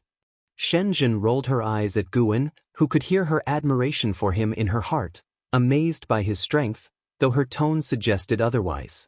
Guwen, while turning the pages of his book, said, Nevertheless, it's still too early for the Tao court to dream of unifying the celestial spirit great world. How far into the future can you see? Xianxia asked curiously. In fact, she was extremely curious about Gu An's cultivation level but had always restrained herself, feeling too embarrassed to ask. Given the chance to probe, she wouldn't miss it. Don't ask anymore, the will of heaven cannot be revealed. Guan brushed off the question and then turned over, his back to Xianxia. Xianxia huffed and then focused on comprehending the Tao treasure within the artifact refining cauldron. Silence returned to the courtyard, with only the occasional wind passing through. The 3 pristine true fire beneath the artifact refining cauldron flickered ceaselessly, as if it would never go out. As it wavered, time swiftly passed by. Spring came and went, and autumn arrived. 500 years had passed. 500 years later, Guan still lay on the same chair, while Xianxia remained seated in front of the artifact refining cauldron. Guan turned over and rose, tucking the green hero travelogue into his chest, picked up the Cyan Hong sword, and drew it from its scabbard. The sound of the blade sliding from its sheath startled Xianxia. She turned her head towards Guan, watched him handling the sword, and was about to ask what he was doing when suddenly her expression changed, and she looked up sharply. Not just her, everyone in the dojo was alarmed and looked up. Above them, the azure celestial vault began to pepper with black dots, which quickly expanded like black holes, riddling the vault with 1,000 gaping wounds. What is that? Xianxia furrowed her brow and asked. Guan did not look up. He gently swung the Cyan Hong sword, replying, "It's a transcendent force from beyond the Great Thousand World, known as the Battle Court." The Battle Court? Xianxia had never heard of this name before. She asked in surprise, "Why do all these major sects like to name themselves Court, Holy Court, Tao Court, Battle Court? Your book's Celestial Court can't possibly be real, can it?" She had always suspected the investiture of the gods and journey to the west to be true, and now, thinking about it, it seemed very possible. After all, Gu An's Tao practice was beyond her imagination. It cannot be said, Guan said with a meaningful smile. He was thinking about what sword technique to use to sweep away the battle court. At that moment he felt something and turned his head towards the distance, a flicker of unusual light in his eyes. He was looking in the direction of the Supreme Sect. At the same time, on the remote Tai Tsong continent, Candle Star and Yi Tsong appeared beneath Long Qing's attic, while the soul of the heaven-supporting ancestor emerged from within Long Qing's body. He gazed up at the celestial vault, his brow deeply furrowed. "The battle court is truly fearsome," murmured the heaven-supporting ancestor to himself. Candle Star, too, looked up at the celestial vault, his face showing disbelief. The heaven-supporting ancestor turned to him and asked, "Aren't you also from the battle court? I heard you wanted the Supreme Sect to take the battle court's place?" Yi Tsong looked at Candle Star as well, detecting the sarcasm in the heaven-supporting ancestor's voice. Taking a deep breath, Candle Star said, "I didn't expect the battle court to have such depths. It seems that the existence has finished its seclusion and has called back those great powers who have been gone for so long. It's odd, he clearly despises the Long clan, and it was just those war gods targeting them," the heaven-supporting ancestor speculated. "After all, even the celestial spirit god has fallen, and yet the battle court still dares to come. It must have some confidence." Candle Star couldn't answer. His heart was in turmoil. The oppressive force of the battle court's arrival made him tremble with fear. He dared not imagine the sight of facing those war gods, especially that existence. That existence was the myth and legend of the battle court. Even though he had reached the profound Yuan-free immortal realm, he had never seen that existence. Clang! The door of the attic flew open, and Long Qing walked out, descending the stairs at a steady pace, his expression calm. A figure abruptly appeared at the base of the stairs. It was Long Qing's son, Long Teng. "Father, what is the origin of the anomaly in the sky? Why do I feel my qi blood surging uncontrollably? I even feel," Long Teng asked with a furrowed brow. Long Qing reached the landing and looked down at him, even feeling hostility, murderous intentions.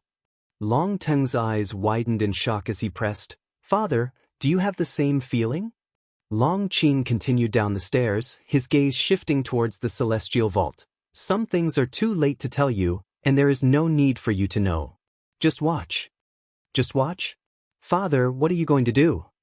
Long Teng's eyebrows knitted again, an intense unease building within him. Long Qing stepped in front of him, giving the unnerving feeling that he could disappear at any moment, which instinctively made Long Ting reach out, attempting to grasp Long Qing's robe. Candle Star, Yitsong, and the heaven-supporting ancestor, all aware of the Long clan's destiny, kept silent, their eyes fixed on Long Qing. Yitsong clenched his fists tightly, filled with reluctance. He had not expected the battle court to come so swiftly. 500 years was a long time for mortals, but for him, it was insufficient for his cultivation level to break through, far from enough to aid his master. Just feeling the vast oppressive force enveloping heaven and earth told Yitsong that he could not meddle in this karmic destiny.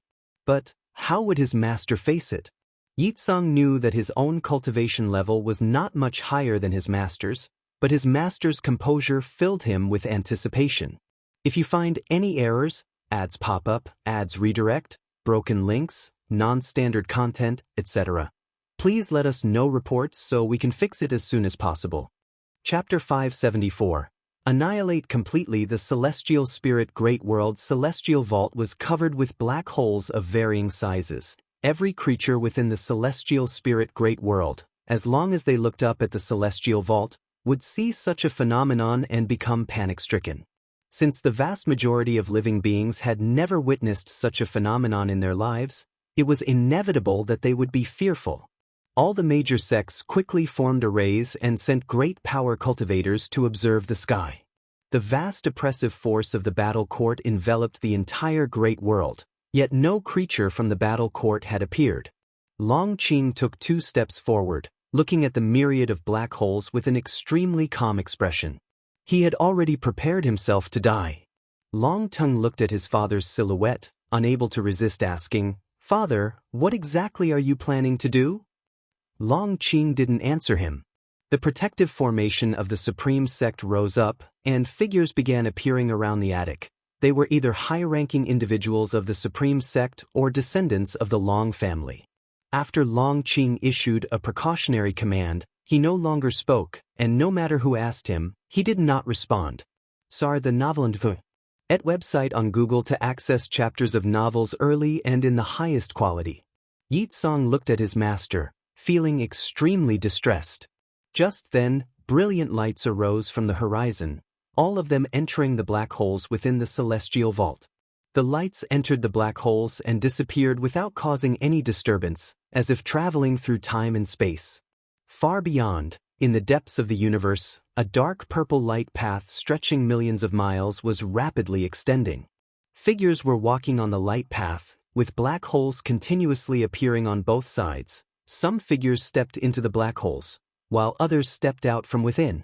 On this dark purple light path, leading at the front was a 9-headed flood dragon covered in black dragon scales.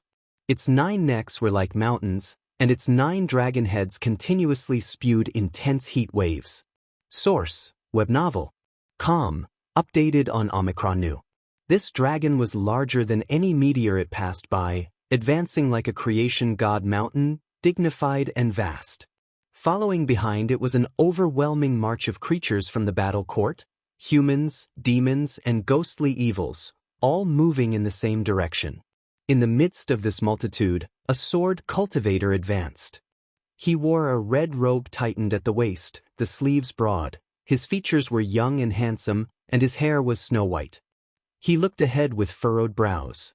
His name was Fang Xian, a renowned prodigy of the battle court who possessed the cultivation level of a profound yuan-free immortal. He was shocked by the sight before him. Having lived millions of years, it was his first time seeing the battle court amass such military force. Looking around, the terrifying aura emitted by those figures made him feel alienated. He even doubted if these people were from the battle court. Had he only been in seclusion for several 100,000 years for the battle court to have improved this much? Just to invade a great thousand world, is it necessary to send so many people? I heard that the silent destruction god emperor fell in that great thousand world, which is why there's such a massive mobilization. What? The silent destruction god emperor fell? How is that possible, being such an ancient being? We're going to the celestial spirit great world. This great world has just been reshaped. The world itself poses no threat to us, but there is an extremely terrifying being hiding inside, and it also intends to support the Long clan, which is provoking the battle court. The Long clan? They haven't been completely wiped out?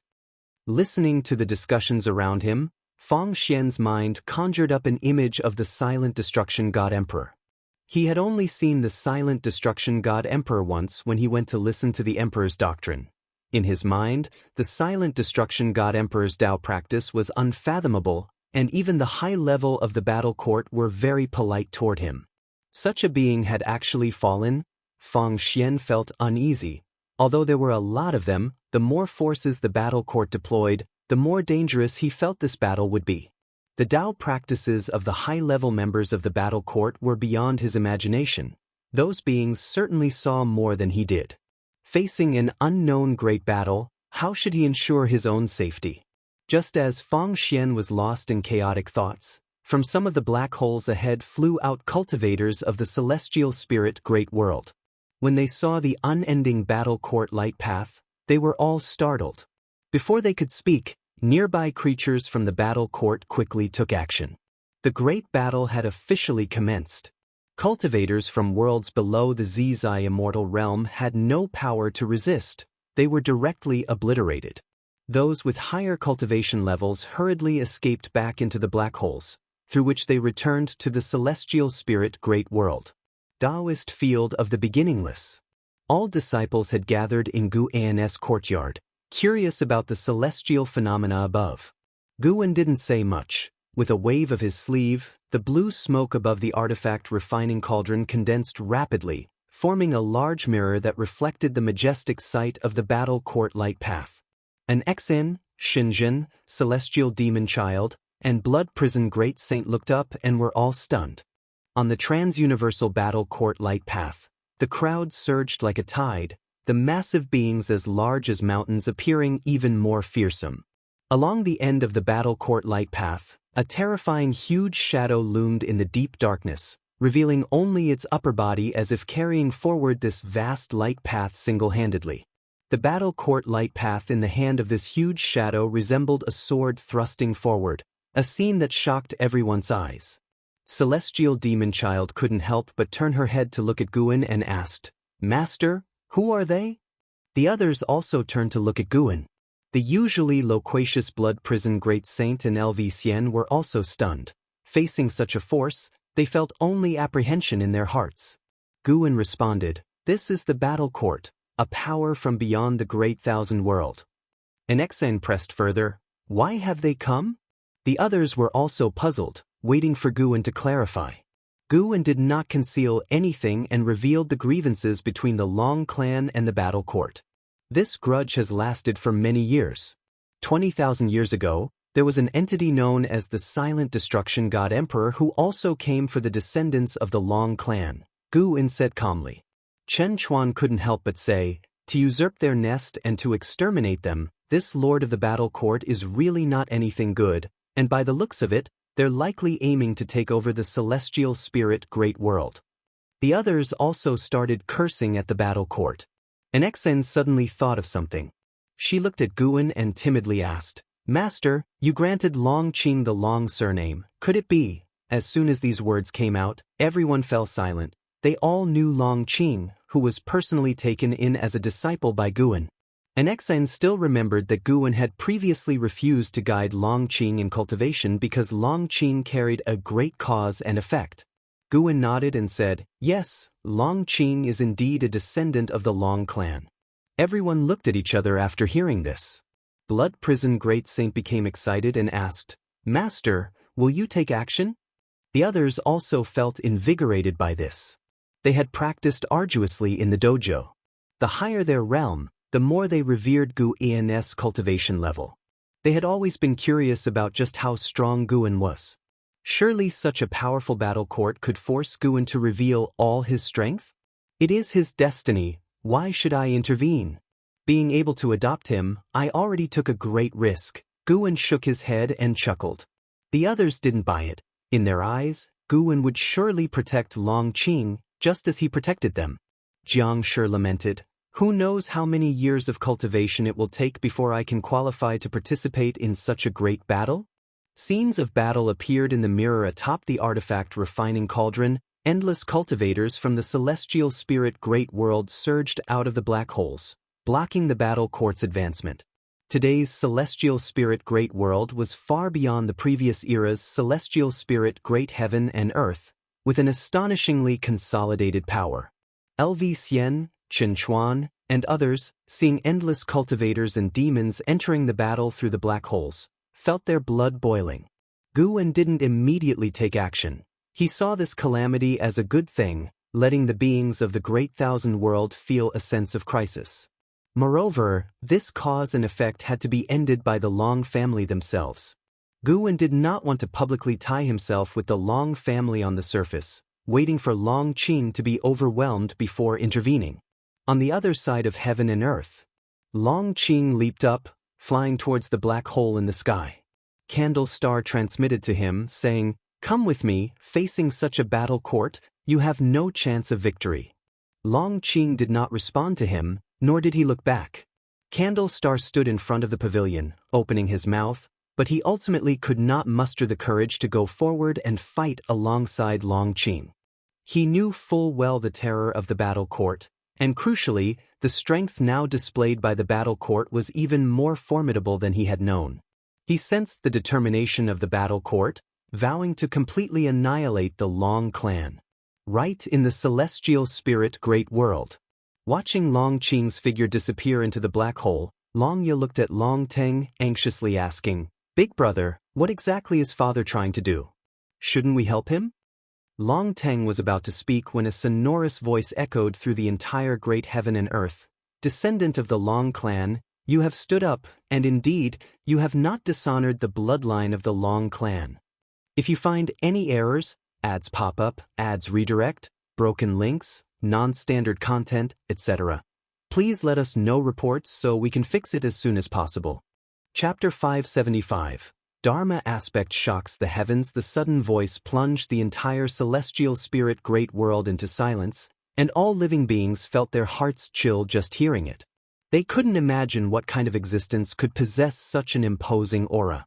Candle Star looked up at the celestial vault, his expression somewhat bewildered as he murmured to himself, "Master."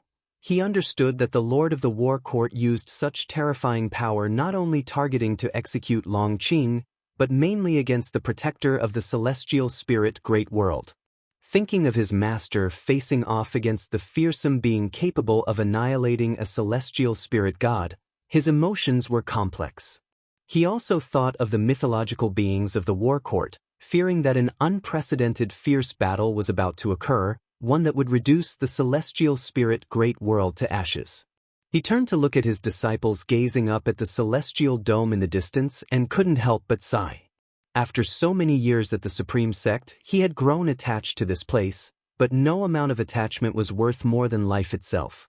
He had already forsaken the War Court, and in the face of such a situation, all he could do was flee.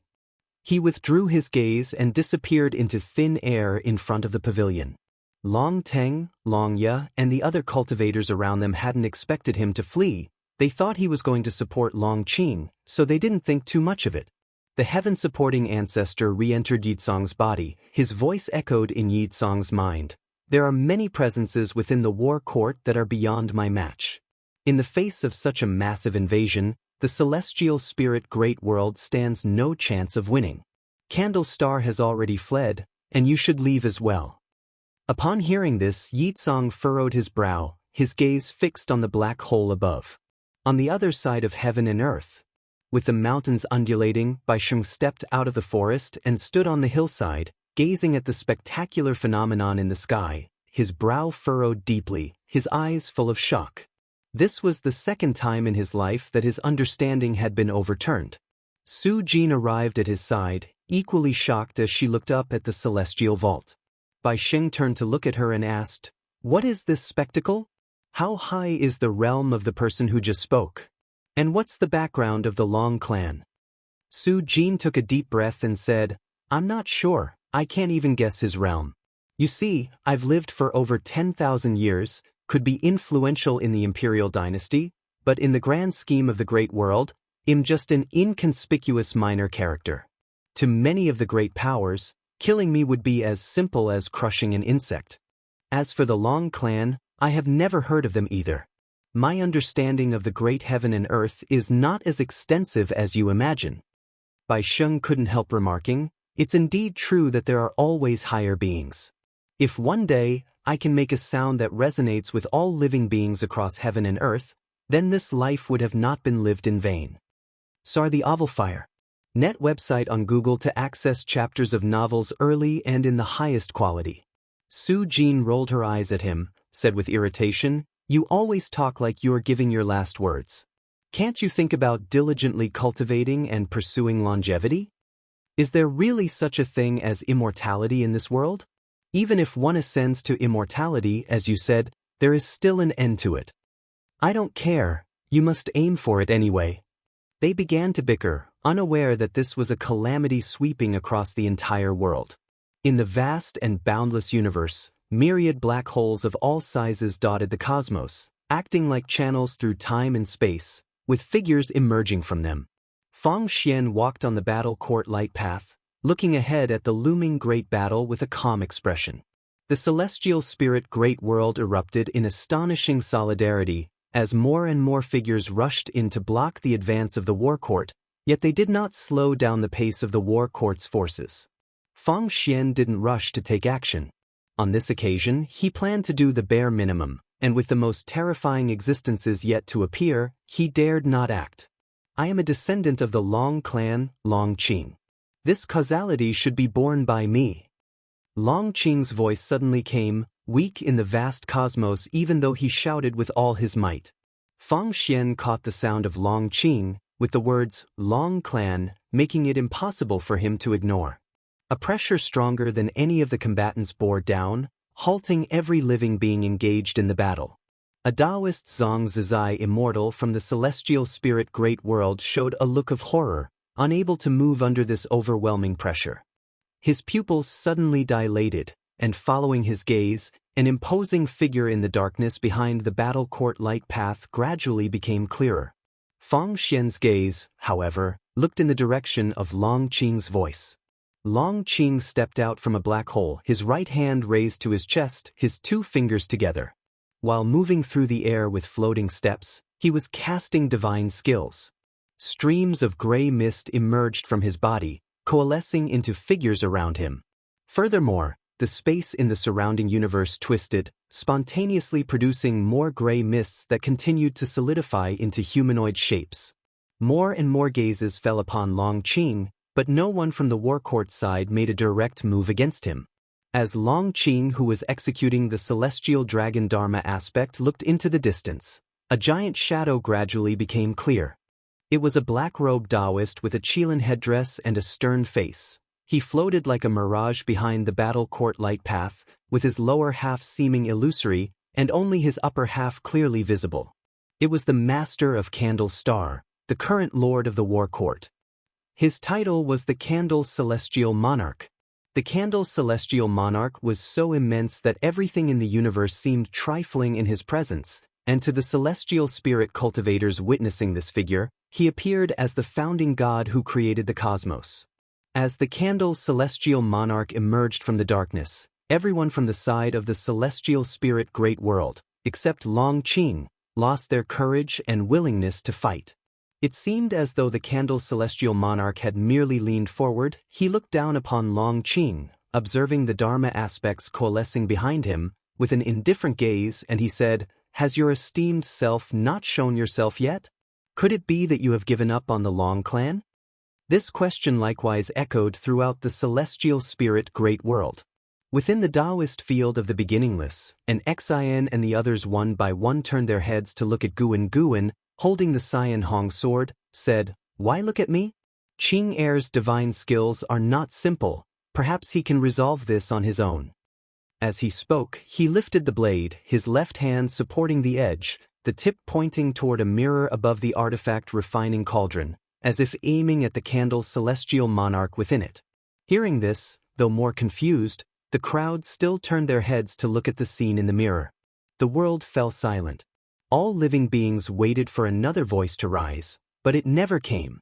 In the cosmic void, as the number of Dharma aspects behind Long Qing grew, the expressions of the powerhouses from the war court changed.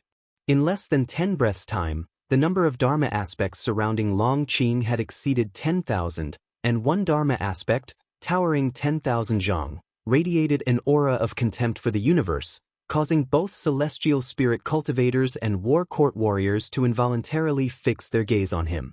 Long Yu, the voice of the candle's celestial monarch, rose, as if murmuring softly. As soon as his voice fell, figures scattered apart, quickly surrounding Long Qing and his Dharma aspects, each figure emanating an unrivaled aura, using their own powerful presence to seal off Long Qing. Those celestial spirit cultivators who were suppressed by the candle's celestial monarch vanished into ash. Only cultivators far away survived, and those who had come forth from the black holes as reinforcements all stopped in their tracks, their attention entirely on Long Qing. The Dharma aspects summoned by Long Qing each radiated a brilliant light, converging into a sparkling region in the universe. Those dozen or so war court powerhouses were scattered around, as if enacting some kind of elusive formation to block the strong light emitted by the celestial dragon Dharma aspect. Such a rich force of karma. To summon so many powerful Dharma aspects with such cultivation level, the Long clan is indeed extraordinary. If that's all there is, it's not worth us joining hands. Perhaps the existence behind him has already fled. No one can afford the karma of acting against a celestial god. This divine skill seems to utilize bloodline karma. The war court powerhouses discussed among themselves, completely disregarding Long Qing. The distant candle's celestial monarch did the same, whether it was despicable of what stood behind Long Qing or contempt for Long Qing himself. Listening to the voices from all around, Long Qing took a deep breath, his eyes sharpened, and his face began to crack open as blood seeped out. The gray aura around him suddenly turned into a bloody one, and an even more terrifying figure rapidly took shape, as if a giant stood up behind him, quickly growing larger, surpassing the Dharma aspect known as Long Yu by the candle's celestial monarch. Upon seeing this Dharma aspect figure, the eyes of the candle's celestial monarch suddenly changed. "Kill him!" The voice of the candle's celestial monarch rose, and as soon as the words were spoken, the war court powerhouses encircling Long Qing all made their move with the force of thunder. The terrifying pressure coming from all directions made Long Qing feel as if he were being torn apart, yet he did not die. He looked up to see 100,000 zhang tall, blood-colored figure wielding a long spear with one hand, fending off the powerful mana coming at him from every direction. This blood-colored figure was clad in armor, his true face obscured, but he emanated an unrivaled and imperious aura. His appearance made everyone from the war court tense up. In the sea of people, Fang Xian's pupils trembled, and his heart was hit by a storm of shock. The cultivators of the celestial spirit great world were similarly dumbstruck. In that moment, even within the great heaven and earth, all living beings could see a blood-colored figure reflected in the celestial vault, towering high into the sky. If you find any errors, ads pop up, ads redirect, broken links, non-standard content, etc., please let us know reports so we can fix it as soon as possible. Chapter 576, Celestial Destruction God, Greater Cause and Effect. Looking at the blood-colored figure behind Long Qing, everyone from the battle court was shocked, for the figure's aura was immensely powerful, especially the spear in its hand, which emanated an extremely dangerous aura that seemed capable of collapsing the entire universe.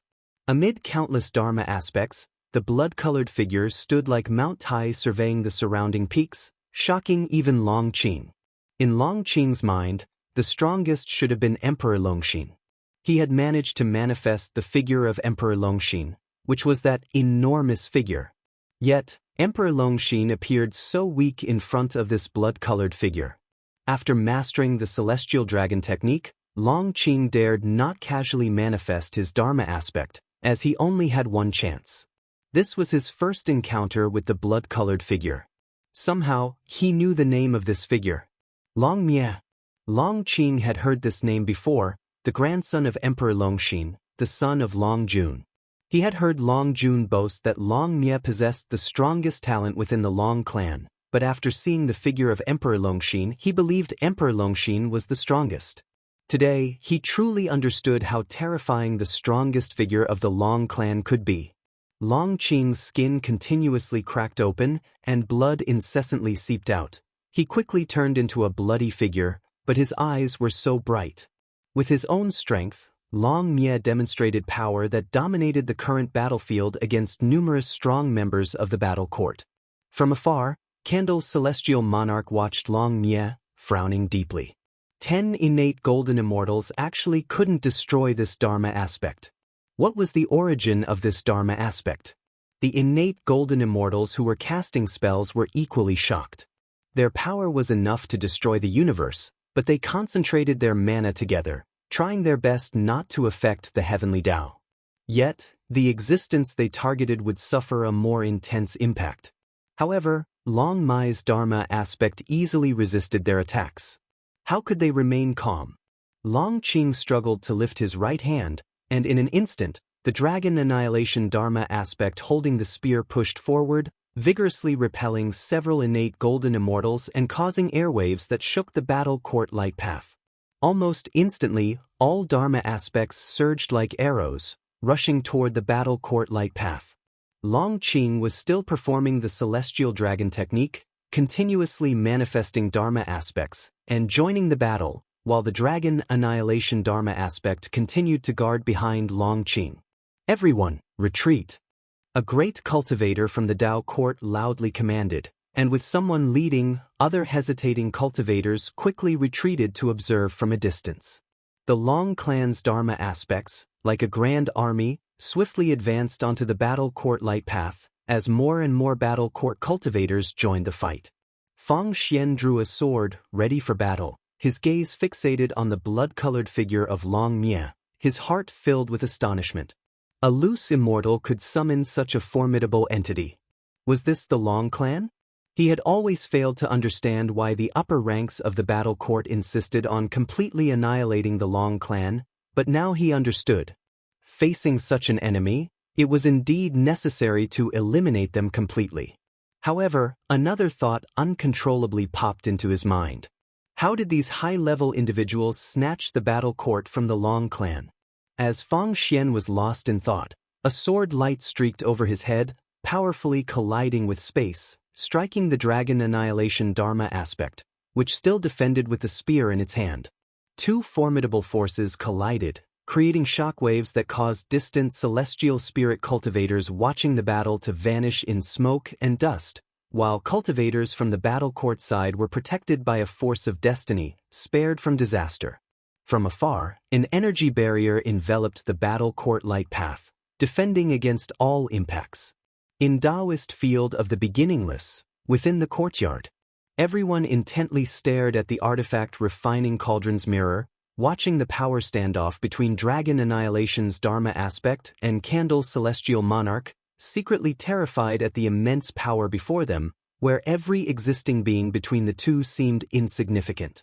Furthermore, Candle's celestial monarch's aura could even reach into celestial spirit great world. They were fine, protected by the dojo, but the outer environment trembled, a catastrophe for mortal spirits. An Xen involuntarily looked at Guan, noting her master was still calmly watching the battle, and she was puzzled. "Master, why aren't you taking action yet? This isn't like him, and moreover, this calamity originates from Qing'er, he certainly won't stand by idly." Could it be that Master has already planned a response? It must be so. Master is always like this, claiming indifference, yet always ends up intervening. With that thought, Enzin's confusion cleared, replaced by exhilaration. In her heart, her master had always possessed great compassion to protect all living beings, and she had witnessed it many times. Even if Master wanted to leave, he would just disguise his identity and hide in another part of the world, showing that at heart, Master couldn't sever his ties to this land. Guwen stared at the image in the mirror, hearing the thoughts of the crowd, especially those of an Xen. He felt both relieved and helpless. He was relieved that an Xian had always trusted him, but he felt helpless because his image in Enzin's mind was too great. Guwen indeed had a strategy to cope. This calamity, originating from the grudge and karma of the Long clan, was different from previous calamities. It was a disaster of the Long family, triggered by his reincarnation body, and he would naturally resolve it. However, he would not do so as Guwen, but as Long Zhan. In this calamity, he would not let the innocent die. The more evil the battle court behaved, the more it would provoke his desire to kill. His pupils flickered with a peculiar purple-golden flame. Have you already joined them? Guwen stared at the dragon annihilation dharma aspect in the mirror and muttered to himself.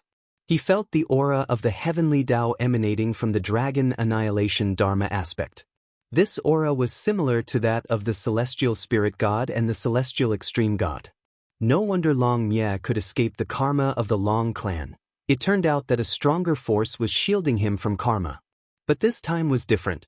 Long Qing was using the karma from bloodlines, and as long as Long Mye did not change his physical body, the karma attached to the bloodline would still exist. Candle's celestial monarch, being in the late stage of innate golden immortal realm and joined by 16 other innate golden immortals, was strangely unable to defeat the dragon annihilation dharma aspect. Guwen was curious about what cultivation level Long Mye's true self had reached now. Additionally, Guwen noticed that these innate golden immortals had a different kind of destiny aura from the battle court. They originated from the battle court, but they bore the destiny of other forces, more intense. This meant these innate golden immortals had other backgrounds. It seemed there were other calculations behind this battle. Guwen began to look forward to the appearance of the immortal emperor. As for getting involved in more trouble, Guwen was not too concerned. This battle would certainly allow him to reap a tremendous lifespan, and perhaps after some time, he would break through to a higher realm. On the vast earth, countless fierce beasts were slaughtering each other, the ground split open, blood flowed into rivers, and corpses were countless. The fierce ground battle continued, but the celestial vault was extraordinarily bright, with stacked clouds making the celestial vault appear even more expansive. A towering figure clad in blood armor stood proudly among the clouds. His hands hung naturally, his shoulder armor resembled a dragon, and his white hair fluttered in the wind, with a blood flower mark on his forehead. His face was handsome, but his gaze was so indifferent. He looked down at the slaughter below, his expression unchanged, but the reflection of Long Qing employing the celestial dragon technique flickered in his pupils. His figure was identical to the dragon annihilation dharma aspect. Next to him stood a long spear, the body of the spear covered in blood scales, the spearhead like the claw of a true dragon, its tip refracting a cold light. A figure leapt up and landed beside him. This was a cyan-robed Taoist, standing on a red gourd, bearing an air of immortality and wearing a cynically amused smile. Celestial Destruction God, someone else is using your power again? How long will you protect them? The cyan-robed Taoist asked teasingly. Celestial Destruction God's expression remained indifferent as he calmly said, "It's not exactly using, that's their own capability." The cyan-robed Taoist raised his hand and drew a circle in front of him, revealing an illusion reflecting the battle outside the celestial spirit great world. The dragon annihilation dharma aspect was so eye-catching. At its feet, a strong light gathered around Long Qing, who was continuously consolidating the dharma aspect. The continuous dharma aspect assaulted the battle court light path, with Candle's celestial monarch stepping over from above, continuously approaching the dragon annihilation dharma aspect. Those 16 innate golden immortals surrounded the dragon annihilation dharma aspect, endlessly displaying divine skills and spells, shaking the entire universe. Sar the Nelfer. Net website on Google to access chapters of novels early and in the highest quality. The edges of the universe displayed twisting rainbows. The tremors were from the great Tao. So many innate golden immortals attacking a loose immortal, quite extravagant. Without your power, this guy would have died long ago. Does this still count as his capability? The cyan-robed Taoist asked, half smiling. Celestial Destruction God was silent for a moment before saying, "This is a divine skill called Celestial Dragon Technique created by my grandfather. It gathers all those with bloodline karma through the bloodline, allowing them to form dharma aspects to fight on their behalf. This child has summoned so many Dharma aspects, his lifespan will be exhausted. This is his last battle. Last battle? I doubt it. You always say this, yet you always end up intervening. Without your intervention, the Long clan would have perished long ago. The cyan-robed Taoist shook his head. To this, celestial destruction god did not respond. The cyan-robed Taoist continued, "It won't be long before you can break through and reach a higher realm. Your immortal position could be promoted, and if you could be transferred back to the 3,000 great worlds, you would be able to protect your descendants." The reflection of Candle's celestial monarch gleamed in celestial destruction god's eyes. His gaze so cold, he watched Candle's celestial monarch continuously destroying the celestial dragon Dharma aspects, approaching his own Dharma aspect. This time, fate might be hard to escape, with even stronger beings approaching, celestial destruction god solemnly said, pausing momentarily before adding, "No matter, with me here, the bloodline can continue. When I return, I will let these folks experience the most painful torment of the Great Tao. If you find any errors, ads pop up, ads redirect, broken links, non-standard content, etc., please let us know reports so we can fix it as soon as possible."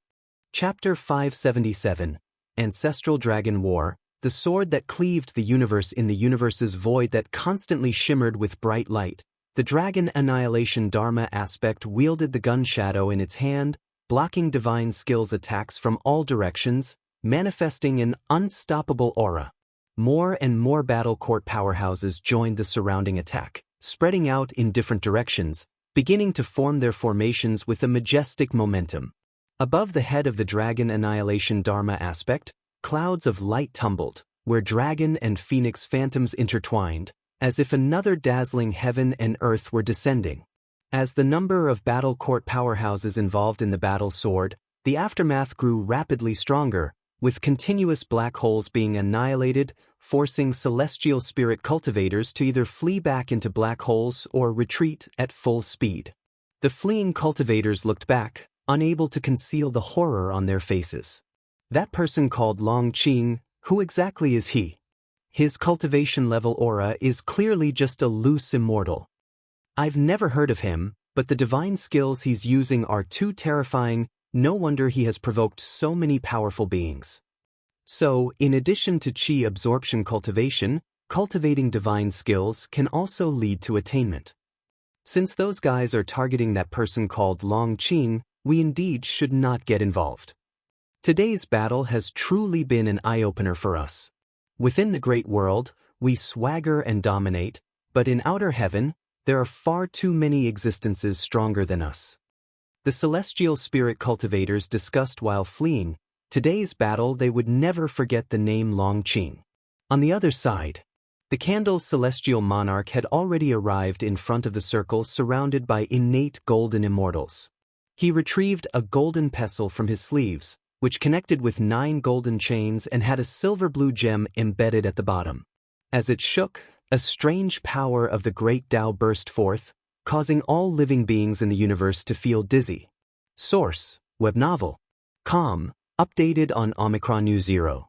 Long Qing maintained the gesture of deploying the celestial dragon technique, his body covered in blood, with bare white bones faintly visible on his elbow and shoulder. Staring at the golden pestle in the hands of the Candle's celestial monarch, Long Qing felt a strong sense of dread, and seeing that the other Dharma aspects could not shake the battle court light path, he felt desolate. I have already exerted my full strength, even summoning the most powerful ancestors. Why am I still unable to overcome them? Long Qing fell into confusion. Before the battle, he had been full of confidence, determined to face death. But when he actually faced the battle court, only then did he realize why his clan met such fate. Just thinking of Long Teng, Long Ya, and other descendants, he felt unprecedented fear. He had not yet had the chance to sever the connections with his descendants. If he died, they would have to die too. Even the entire celestial spirit great world might be destroyed. Long Qing's eyes filled with hatred. He would not allow such a thing to happen. Battle court. Long Qing gritted his teeth and growled lowly. His blood energy surged, and the aura of the dragon annihilation Dharma aspect suddenly increased. The Candle's celestial monarch noticed his anomaly, immediately swinging the golden pestle in his hand, with a burst of golden light accompanied by a scorching heatwave enveloping Long Qing and the Dharma aspects. In an instant, countless Dharma aspects were successively annihilated, leaving only Long Qing's skeleton, and his soul body also appeared. The Dragon Annihilation Dharma aspect moved 1 foot backward, in a posture fully resisting. Outside the formation, all the battle court cultivators watched this scene, their faces showing frantic excitement. Feng Xian was also like this, staring at the golden pestle, his eyes burning hot. It was the battle court's treasure, known as the War God Golden Pestle, a treasure that all cultivators of the battle court yearned for. The War God Golden Pestle made the entire universe bright, stars rapidly burned, Tao's spiritual qi was burned into a hot mist.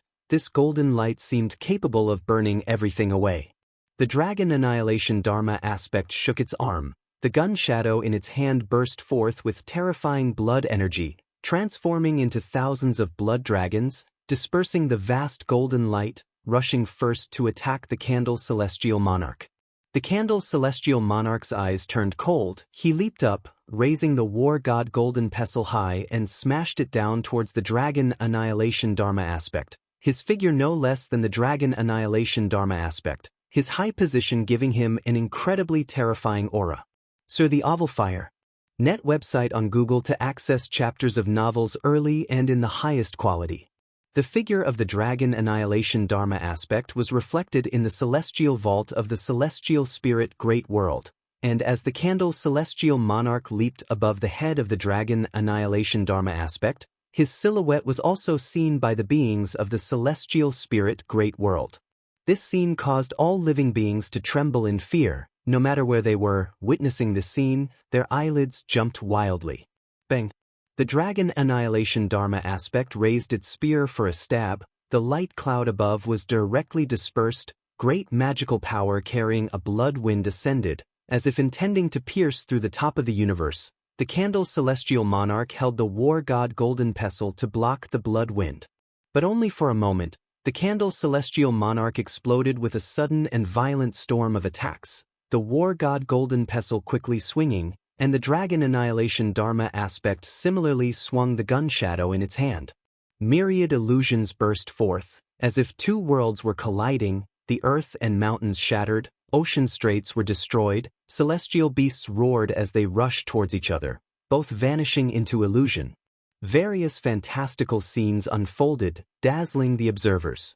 This was a collision of 2 Tao fruit worlds, a confrontation of the Tao. As the Tao generates all things, their every move contained myriad changes. The battle court cultivators watching were equally dumbfounded, unable to approach. They were barely holding on, maintaining the formation outside. Below the Dragon Annihilation Dharma aspect, Long Qing, with only his soul attached to his skeleton, still retained his will. He could no longer see clearly what was around him. Everything in his eyes was shaking, his vision increasingly blurry. He struggled to think of his children, but his will was pulled down by an unprecedented heaviness. Just as he was about to despair, he instinctively thought of a figure. Master. Above the sea of clouds, the celestial destruction god and the cyan-robed Taoist were still watching the battle in the illusion. The cyan-robed Taoist clicked his tongue in wonder. He's about to give in. Your Dharma aspect is dispersing. Following his gaze, although the Dragon Annihilation Dharma aspect in the illusion was still maintaining its attack, the blood light on its body was dimming. If you find any errors, ads pop up, ads redirect, broken links, non-standard content, etc., please let us know reports so we can fix it as soon as possible. Chapter 577, Ancestral Dragon War. The sword that cleaved the universe under Skirtu, the celestial destruction god, did not make a sound, but the coldness in his eyes grew more intense. Descendant, is this all you can achieve? Asterisk, the celestial destruction god pondered silently. Although he spoke of protecting the Long family if he was present, he understood in his heart that if Long Qing's lineage perished, the Long clan would cease to exist. After attaining the Immortal class, he severed his ties with the mortal world. The reason he continued to protect his descendants was merely due to a fixation in his heart. He was unwilling to see the Long clan meet such a fate, but unfortunately he could not personally aid the Long clan. At that moment, a brilliant light burst forth in the apparition, erupting from the feet of the dragon annihilation Dharma aspect, or rather, it was Long Qing who was radiating the light. Long Qing's soul body shone with an exceptionally bright white light. His flesh began to recover at a speed visible to the naked eye, and his will was also being restored. He was still thinking of his mentor when he suddenly felt a miraculous power burst from the depths of his soul body, different from the pain induced by the celestial dragon Dharma aspect. This power made him feel extremely comfortable, sweeping away his pain and fatigue. The candle celestial monarch seemed to sense it and quickly retreated. The dragon annihilation Dharma aspect also stopped its actions. The 16 innate golden immortals presiding over the grand formation felt immense pressure, an invisible force pushing them back. They widened their eyes, their gaze fixed on Long Qing. Numerous cultivators from the battle court also looked towards Long Qing. Everyone watched as the intense light on Long Qing's body began to condense into a figure. This figure rapidly grew taller. The dragon annihilation Dharma aspect disintegrated, transforming into an endless stream of blood energy that surrounded this new Dharma aspect. The blood energy quickly faded from red. Feng Xian watched this figure rapidly rise, his heart pounding wildly. His intuition told him that the terrifying presence he feared most was about to reveal itself. Because the dragon annihilation Dharma aspect was reflected in the celestial vault of the celestial spirit great world, all living beings could see the new Dharma aspect. This new Dharma aspect shone with white light all over, quickly growing to the same size as the dragon annihilation Dharma aspect. Compared to the destructive aura of the dragon annihilation Dharma aspect, the aura of this Dharma aspect was even more vast and majestic, as if it hailed from the source of time, overlooking all transformations on the great Tao.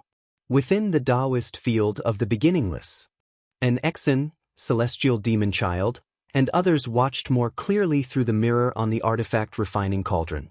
They all turned their heads to look at Guan, their expressions peculiar. LV Xian couldn't hold back and was the first to ask, "Master, isn't that Dharma aspect you?"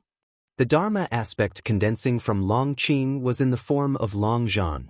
Although the attire's outline was different from Guan's, the posture and facial features were extremely similar to Guan. And how could it be such a coincidence? Long Qing was also Guan's disciple. Wasn't it said that the celestial dragon Dharma aspect could only summon his ancestors? Xinjun murmured. Her voice was light, but in everyone's ears, it was like a thunderclap. Could Guan be Long Qing's ancestor? The blood prison great saint's eyes lit up, and he instantly believed it. Following Guan for so many years, seeing countless orphans, he had never seen Guan take in anyone else, and he had long noticed how much Long Qing resembled Guan. Guan remained calm, still staring at the mirror, merely having sheathed the Cyan Hong sword into its scabbard. Seeing that he was unwilling to speak, everyone could only refocus their gaze on the mirror. When the Dharma aspect on Long Qing thoroughly solidified, the terrifying pressure enveloping the celestial spirit great world rapidly dissipated, and all living beings breathed a sigh of relief. On the edge of the Taizong continent, the waves crashed against the shore. Leah stood on the edge of a cliff, looking up at the celestial vault, his pupils trembling. Junior brother Gu, Leah did not know the celestial dragon Dharma aspect, but he immediately recognized that the Dharma aspect resembled Gu, and junior brother Gu had saved the world once again. So junior brother Gu had never left. At this moment, Leah felt a strong fighting spirit arise. Junior brother Gu had not left, so he could not leave either. He resolved to stay in the celestial spirit great world, to protect all living beings. As for Zhang Buku, he had no leads to search for, so he decided it would be better to find them after attaining the Tao. Elsewhere, Bai Sheng looked up at the towering Dharma aspect, his expression peculiar. For some reason, he found this figure somewhat familiar. Su Jin, however, did not think too much about it. Guan had not left a profound impression in her memory. She had disliked Guan from the beginning and naturally would not hold him in her heart. On the other side of the human world, on a barren plain, a man wrapped in a large robe walked through the wind and sand. He looked up and saw the massive Dharma aspect on the celestial vault. A look of shock appeared on his weathered face, but it quickly gave way to a smile. "Guan, you're indeed still here." Martial resolution murmured to himself, then bowed his head, continuing to move forward against the wind and sand. Having glimpsed Guan, his heart was completely at ease. The heavens would not collapse, and he could continue pursuing his destiny. The gaze of all living beings was focused on Guan's Dharma aspect. Aside from Guan's old acquaintances, the multitude of beings felt hope. At the first sight of this Dharma aspect, all beings felt a profound peace. This feeling was peculiar, yet it truly existed. Long Qing slowly raised his head to look and then stood there dumbfounded. After 2 breaths' time, he suddenly turned around and soared into the air. When he arrived in front of the Dharma aspect, he was completely stunned. A name surfaced in his mind. Long Zhan. CTH Novelfire. Net website on Google to access chapters of novels early and in the highest quality. He had heard of Long Zhan's name, the true primordial ancestor of the Long clan, the ancient existence that truly established the battle court, while Emperor Longxin merely inherited his legacy. He had actually summoned the primordial ancestor. But that wasn't the most crucial part. What shocked him was how much the primordial ancestor's face resembled his mentor's. No, it wasn't just a resemblance. It was his mentor. Suddenly he realized, and all his doubts were dispelled. Why did his mentor choose to adopt him? If you find any errors, ads pop up, ads redirect, broken links, non-standard content, etc. Please let us know reports so we can fix it as soon as possible. Chapter 577. Ancestral Dragon War, the sword that cleaved the universe _3 Master. Why do you want to help him fight against the silent destruction god Emperor? He suddenly became excited, enveloped by a huge surprise, trembling all over. The Long clan actually has such an ancestor. The voice of Candle's celestial monarch came through, filled with emotion. Just the dragon annihilation Dharma aspect alone was troublesome enough for him, and now the emergence of an even more daunting Dharma aspect gave him a chilling sense of an unbeatable adversary. He trusted his intuition. "Master, it's time for you to make a move." The voice of Candle's celestial monarch rose again, teasing in tone. All the cultivators of the battle court looked towards Candle's celestial monarch, almost every one of them showing a bit of astonishment. In the hearts of the vast majority of battle court cultivators, Candle's celestial monarch was the strongest, and they had not expected him to have brought along his master. The master of the Lord of the War Court? Could it be that ancient myth? As Candle's celestial monarch's words fell, a gigantic pair of eyes suddenly appeared in the darkness of the void behind him, looming over the entire battlefield. The stature of Candle's celestial monarch was colossal, taller than any mountain in the world, yet before these eyes he was less significant than their pupils. Faced with these eyes, every creature felt panic. The celestial vault of the celestial spirit great world also revealed these eyes, causing all beings to tremble with fear, unable to comprehend what the heavens and the earth were facing. They could only focus on Guan's Dharma aspect. Perhaps this mysterious existence could protect them. Long Qing turned around and was equally frightened by the silhouette behind Candle's celestial monarch. What kind of eyes were those? He had lived for 20,000 years and, with the experiences of his previous life, had never seen such terrifying eyes, like the abyss of the universe, hiding the utmost horror and despair. He is not the person I am looking for, he is just an effect and cause Dharma aspect. A voice of cold indifference echoed through the universe, audible to all the myriad beings of the great thousand world. Each word trembled the hearts of all beings, as if the supreme heavenly Tao was declaring the laws of heaven. Candle's celestial monarch was about to speak, but another voice interrupted his thoughts. "The one you seek may well be me." All the cultivators of the battle court turned their heads in unison, including the innate golden immortals and even those celestial spirit cultivators watching from the distant void. The voice came from the Dharma aspect behind Long Qing. Long Qing turned and clenched his excited fists tightly. That was his master's voice. His master was his primordial ancestor, ancestral dragon war. This fact did not cause him to crumble, Rather, he felt fortunate. The person he most revered was his ancestor. It felt like a dream. Gu's Dharma aspect lifted his right hand. A myriad of silver lights appeared in his palm, quickly converging into a sword. The moment he grasped the sword, Gu's voice rang out again, "Break!" Ping! Space shattered like a mirror. All beings were frozen in place, including the innate golden immortals, unable to move. They saw a dense expanse of spatial fragments before them, where a more majestic figure appeared behind Candle's celestial monarch. It was a man in a white robe with yellow, withered hair longer than his robe, his face shriveled, like skin stretched over bone, his eye sockets deep-set. The entirety of his appearance was shockingly terrifying. It was the Immortal Emperor. The Immortal Emperor's face showed astonishment. Long Qing, too, was startled by the sudden appearance of the Immortal Emperor. Then, his attention was caught by the sword light. Glancing inadvertently, he saw a silver blade, spanning longer than the heavens and the earth, slash before him, as if a mythological celestial river had appeared. Sar the Novel Fire. Net website on Google to access chapters of novels early and in the highest quality. That was the sword in Gu's Dharma aspect's hand. Long Qing couldn't move, he could not even hear any sound. Not just him, all beings had lost their hearing, unable to act, merely witnessing the Dharma aspect raising his sword to strike at Candle's celestial monarch and the Immortal Emperor. All the cultivators of the battle court were plunged into extreme terror because they realized that Candle's celestial monarch and the being behind him also could not move, as if waiting to be beheaded by the enemy. With one slash from Guan, the sword light burst forth, too fast for even the vision of innate golden immortals to fully capture. The universe seemed split in two by it, a sight profoundly awe-inspiring. In an instant, Candle's celestial monarch was reduced to ash, the Immortal Emperor slashed by the sword light, eyes widening in shock. Space busted once more, the shattered fragments quickly dispersing as though illusions striking the senses of all beings.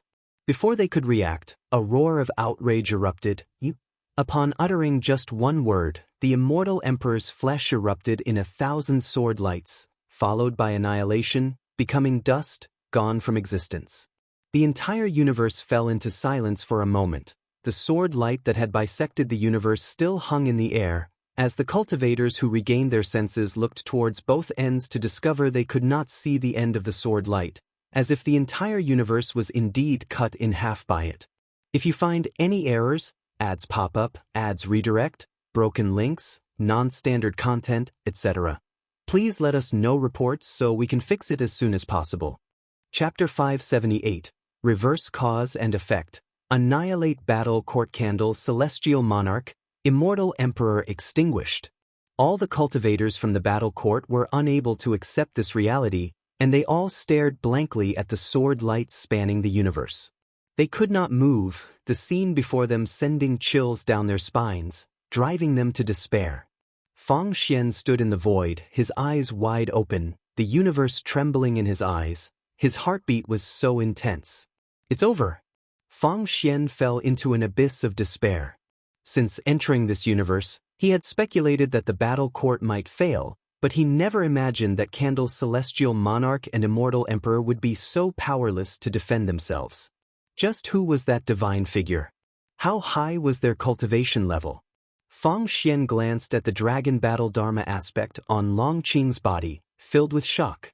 All beings in the universe looked toward the dragon battle Dharma aspect with disbelief in their eyes, and although the beings in the celestial spirit great world didn't know the specifics of the battle, the disappearance of those mysterious giant eyes gave rise to hopes in their hearts.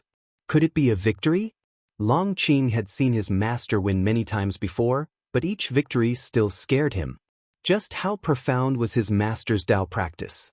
It felt like no matter how strong the opponent, they were effortlessly defeated before his master. Karma retribution, no one can escape it. Today, the battle court sought to exterminate my Long clan. I will exterminate the battle court in return. With but a single swing of my sword, life and death are your own fate.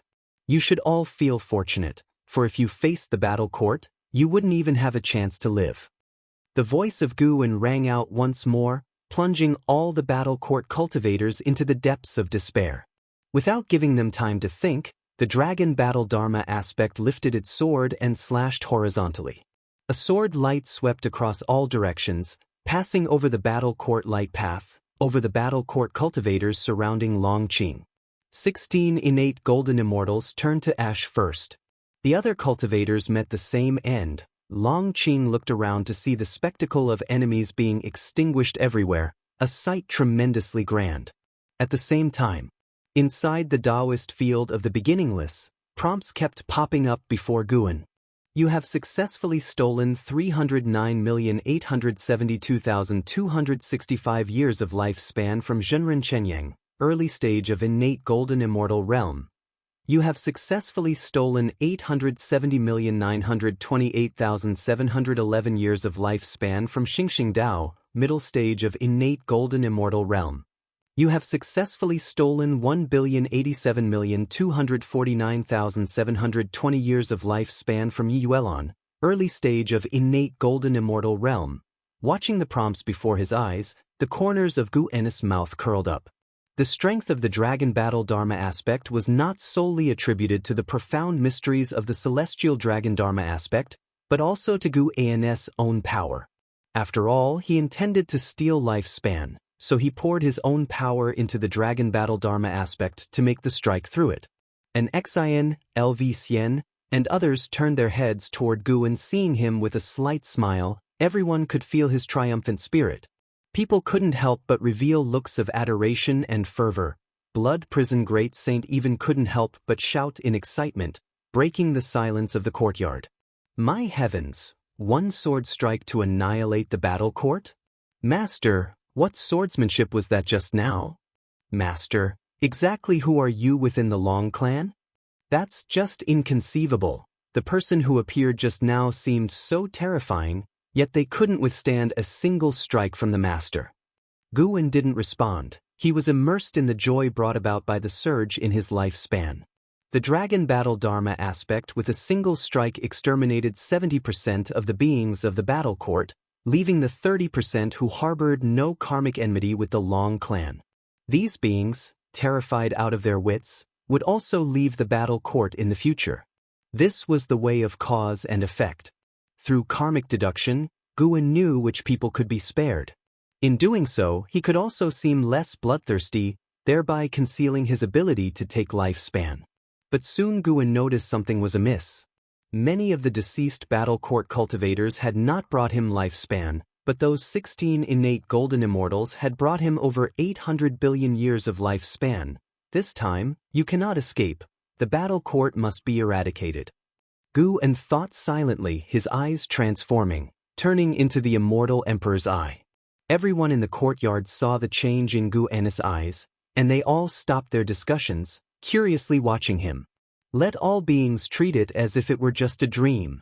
Gu Ennis' voice sounded, and the immortal emperor's eye burst forth with a peculiar purple light, illuminating the faces of everyone in the courtyard. All beings between heaven and earth were like this, their vision of the world shrouded in purple light. This purple light burst forth from the celestial spirit great world and swept across the entire cosmos. This was the first time Guan used his immortal emperor's eye divine power. The immortal emperor's eye would cultivate different divine powers in different people, and Gu Ennis' divine power was different from that of the eternal great emperor. His divine power could reverse the way of cause and effect. He could restore lost lives and vanished fortunes within a short time to their original state and use this divine power to make what should have existed cease to exist, erasing their cause and effect without leaving a trace within the Tao rules. Using this divine power would not change time or space. Guan used the immortal emperor's eye divine power to revive the celestial spirits who had previously died in battle. On the battle court side, only one person was resurrected from death, but before that person could react, they were extinguished anew. After this test, Guan confirmed that this divine power could not bring him repeated lifespans. Although he had some regrets, Guan was already very satisfied. Everyone in the courtyard only felt their divine souls turned upside down, their consciousness blurry, as if they were about to fall into a dream. It was not just them. All beings within the cosmic void felt the same. One by one, beings who had already died began to come back to life. After regaining vitality, they did not open their eyes but instead stayed in place with their eyes closed. The cosmic void fell into silence as the sword light cut by the dragon battle dharma aspect gradually dissipated. Long Qing's consciousness also sank into darkness. Already exhausted, he relaxed and immediately fell into a dream. He dreamt that he was back in the third Medicine Valley. The weather was clear, the sun bright, and the disciples were coming and going with their labor. The sight brought a smile to his face. Indeed, a peaceful life suited him better. Long Qing remembered the previous great battle, and his smile grew even brighter. Am I already dead? Long Qing murmured to himself. Everything around him was so beautiful, too good to be true that he thought he was going to die, that this was a pre-death fantasy. Using the celestial dragon dharma aspect meant sacrificing himself, and he had been prepared for this, so he was not panicked. Thinking of his master's strength excited him. His master turned out to be his primordial ancestor, which made him worry even less. Once he died, his master would surely take care of his descendants. He knew his master well. Despite speaking harshly, his master was softer-hearted than most people in the world. Dying is not so easy. A voice came from behind Long Qing, startling him into quickly turning around to see Guan approaching. He was surprised and bowed in greeting immediately. See Tich Novelfire. Any *T website on Google to access chapters of novels early and in the highest quality. When Guan reached him, he said with a wry smile, "Teacher, primordial ancestor, I used the celestial dragon dharma aspect, and after using it, I must die." Guan looked at him and said, "Although the celestial dragon dharma aspect was created by Long Xian, this divine power originates from my own celestial dragon reincarnation dharma aspect. I can let you live, but from now on you must never use the celestial dragon dharma aspect again, or you will suffer from karma retribution, and even I won't be able to save you." These words were true. He saved Long Qing by using the power of cause and effect. After hearing this, Long Qing was overjoyed and knelt down to thank Guan. Guan didn't stop him. Looking down at him, he said, "When I was Long Zhan, I was killed by someone. Even after I obtained cultivation far surpassing my killer, I did not seek revenge, for I thought Long Zhan deserved to die. From now on, with no battle court to threaten the Long clan, your descendants can start over, but make sure not to take the wrong path, or I will personally exterminate the Long clan." Long Qing looked up and hurriedly promised, "I will not disappoint you." Guan spoke with deep seriousness. Having ended the fate and grudges, the Long clan should also atone for their past mistakes. As for how, that's up to you. After speaking, Guan turned and left. Long Qing stood up and asked, "Primordial ancestor, where are you going?" Without turning back, Guan replied, "To utterly annihilate the battle court, so it ceases to exist." As his voice fell, Guan's figure disappeared. Long Qing stared in the direction of his departure, struggling to remain calm. "I really should think about what goals I should work towards in the future." Long Qing thought of the words Guan said to him when Yizong forced his way into the supreme sect. After the excitement, a sense of guilt surged in his heart. Always having the elder clean up after him, when would he be able to repay his teacher? No, to repay his primordial ancestor.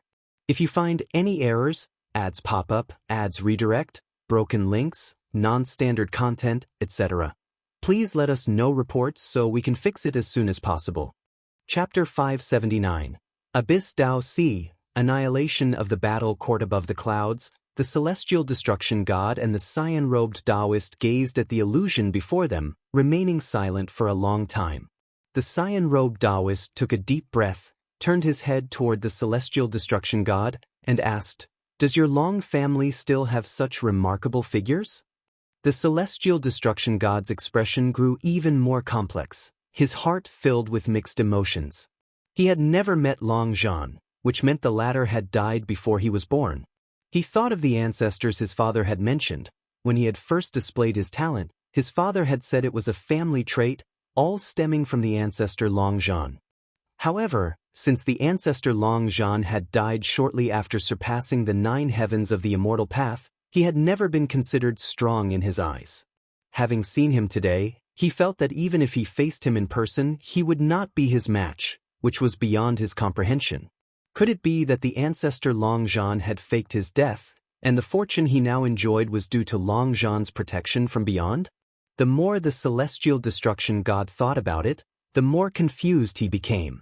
The cyan-robed Taoist clicked his tongue in wonder. Speaking of which, the Tao rules there are so perfect, it must be the great thousand world.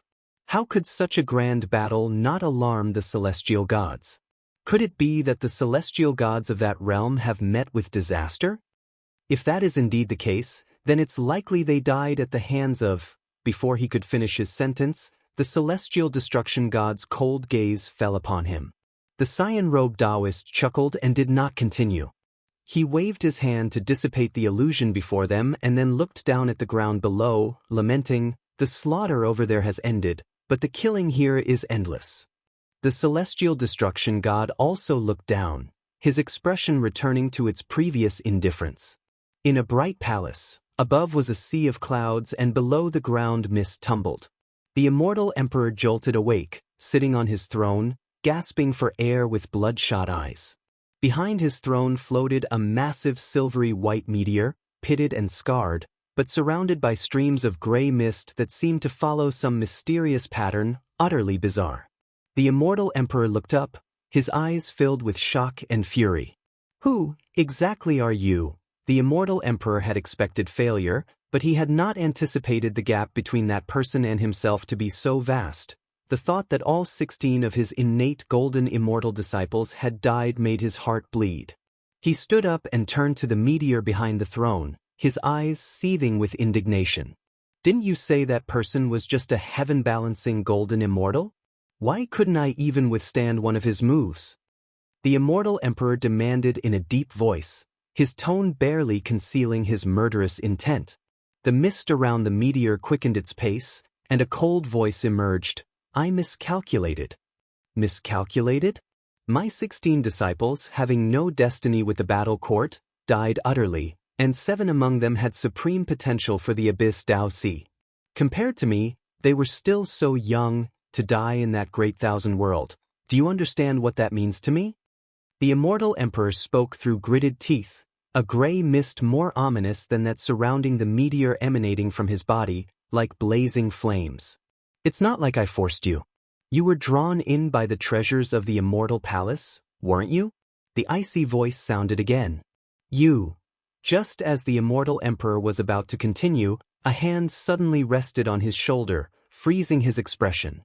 Before he could turn his head, the hand on his shoulder squeezed forcefully, turning him into ashes, as the figure of Guwen appeared.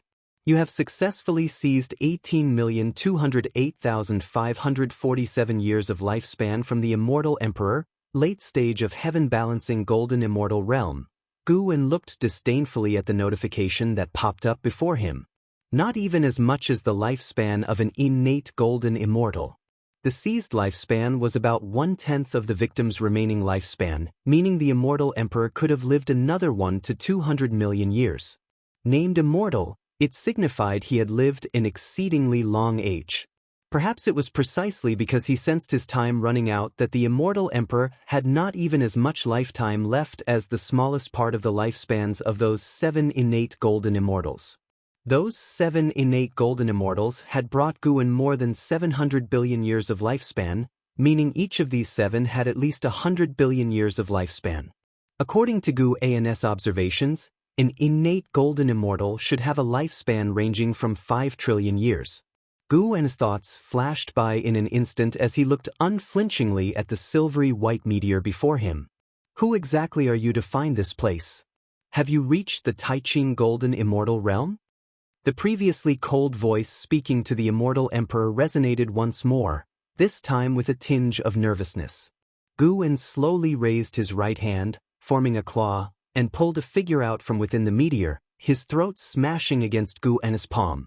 This was an elder wearing a gray robe, his face gaunt, his white hair tied back, more presentable than the immortal emperor, but the terror on his face made him appear disheveled and weak before Guwen. "Fellow Taoist, let's talk this out." The gray-cloaked elder gritted his teeth and said, "I hail from the abyss Dao Si.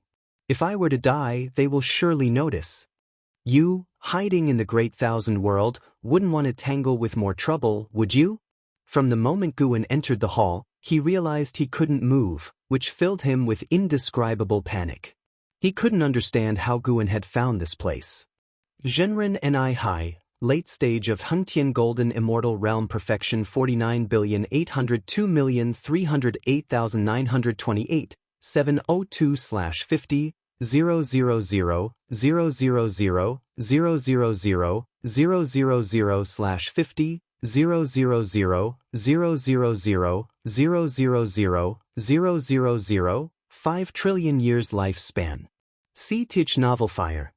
Net website on Google to access chapters of novels early and in the highest quality. That is to say, the lifespan of a heaven-balancing golden immortal ranged from 5 trillion to 50 trillion years. Too bad, yet another one close to his life's end. It's true, who would risk everything unless they felt their limit approaching? Guan couldn't be bothered to communicate with Zhenren Ni Hai. His eyes suddenly changed. This time, it wasn't the immortal emperor's eye divine power, but the calamity absolute eye. He was going to search Zhenren Ni Hai's soul. In an instant, Zhenren Ni Hai's eyes lost their luster. The hall then fell into silence. Guan rudely probed Zhenren Ni Hai's memory, completely disregarding his soul, and during this process, calamity slowly began to latch onto Zhenren Ni Hai's body. Zhenren Ni Hai came from the Abyss Dao Sea and had a not insignificant friendship with the immortal emperor. 10,000 years ago, Zhenren Ni Hai was a guest at the battle court when he accidentally heard Candle's celestial monarch complaining to the immortal emperor about the resurgence of remnants from the Long clan who had killed a being known as the Silent Destruction God Emperor. Learning that people from the Long clan were in the celestial spirit Great World, and that the shattered celestial spirit Great World was beginning to reshape itself, he thought of the treasure of the Immortal Palace. The celestial spirit Immortal Venerable, who established the celestial spirit Great World, stole the treasure of the Immortal Palace. By decree of the celestial court, they ordered the celestial spirit god to execute him, but the celestial spirit god did not obliterate the celestial spirit Great World. Thus, rumors suggested the treasure of the Immortal Palace might still be hidden within the celestial spirit Great World, and the celestial spirit god was waiting for this treasure. As for informing the celestial court, that would not be possible. The celestial court snubbed contact with the Great Thousand World, and even a powerful being like Zhenren Ni Hai had only ever encountered the guardians, the celestial gods, of the Great Thousand World. Every celestial god was arrogant, looking down on mortal spirits. Without obtaining the celestial Dao immortal position, even if one's cultivation level was higher than a celestial god, they would be disregarded, and ordinary people would not dare to provoke a celestial god. The celestial gods had the supreme celestial court standing behind them, an existence beyond provocation. The so-called Immortal Palace was also a palace belonging to the celestial court. How the news of the Immortal Palace's treasure was leaked was something Zhenren Ni Hai had no idea about. He only knew the clues to the Immortal Palace's treasure. The celestial spirit Immortal Venerable had already perished, but the whereabouts of the Immortal Palace's treasure remained unknown. Guan surmised that the celestial spirit Immortal Venerable had left the Immortal Palace's treasure to Enhao. Although Enhao had perished, he was a being born of the destiny fostered by heaven and earth, destined to be reborn one day. However, at that time, he might no longer be Enhao, but become someone else. Guan was quite interested in the Abyss Dao Sea, having encountered this place when he had chosen to break through his lifespan. In Zhenren Ni Hai's memory, the Abyss Dao Sea did not belong to the Great Thousand World but lay in a mysterious region beyond it, an ocean formed by the Dao rules, boundless and vast. It was said that since its birth, the Abyss Dao Sea had been expanding infinitely and had not stopped until now. Even Zhenren Ni Hai, who was born from the Abyss Dao Sea, did not know its full extent. As Guan was searching Zhenren Ni Hai's memory, a series of footsteps could be heard. The hall was vast, and at the far end, a strong light was visible. Candle's celestial monarch stepped out from the brilliance, his figure flickering rapidly as he advanced toward Guan suddenly. He stopped walking, frowning as he looked at Guan's back figure. Guan's attire was different from the dragon battle Dharma aspect. so he didn't recognize him immediately. He didn't even associate Guwen with the dragon battle Dharma aspect, considering how far this place was from the celestial spirit great world. How could the one who killed him come back to life faster than him when he had just been resurrected? "Who are you?" Candle's celestial monarch frowned and asked. Although the immortal emperor was often in seclusion, he always received fellow Taoists, and the immortal emperor's disciples were numerous too. His divine sense couldn't come close to Guwen, and he couldn't see the scene in front of Guwen. Guwen slowly turned around, and it was then that Candle's celestial monarch saw the person Guwen was holding in his hand. Candle's celestial monarch's pupils contracted sharply, instinctively drawing out the war god golden pestle. He remembered Jinren Ni Hai, an ancient presence, whom the immortal emperor treated with notable respect, leaving a deep impression on him. "You," Candle's celestial monarch wanted to ask more, but Guwen spat out a word, interrupting him, "Die." Candle's celestial monarch's eyes widened, and he instantly turned into a mist of blood. Longevity, true words. This was Guwen's Tao fruit divine power, using the power of cause and effect to determine Candle's celestial monarch's death, possessing the subtlety of speaking and making it so. Following that, the Jinren Ni Hai in Guwen's hands also turned to ash, and his gaze shifted to the outside of the hall. Numerous palaces entered his view, countless marvelous sights, and mythical beasts were taken in by his eyes. The colossal entities that dominated many universes were about to become illusory in Guwen's eyes. Everything that belongs to Long Zhan should come to an end. If you find any errors, ads pop up, ads redirect, broken links, non-standard content, etc., please let us know reports so we can fix it as soon as possible.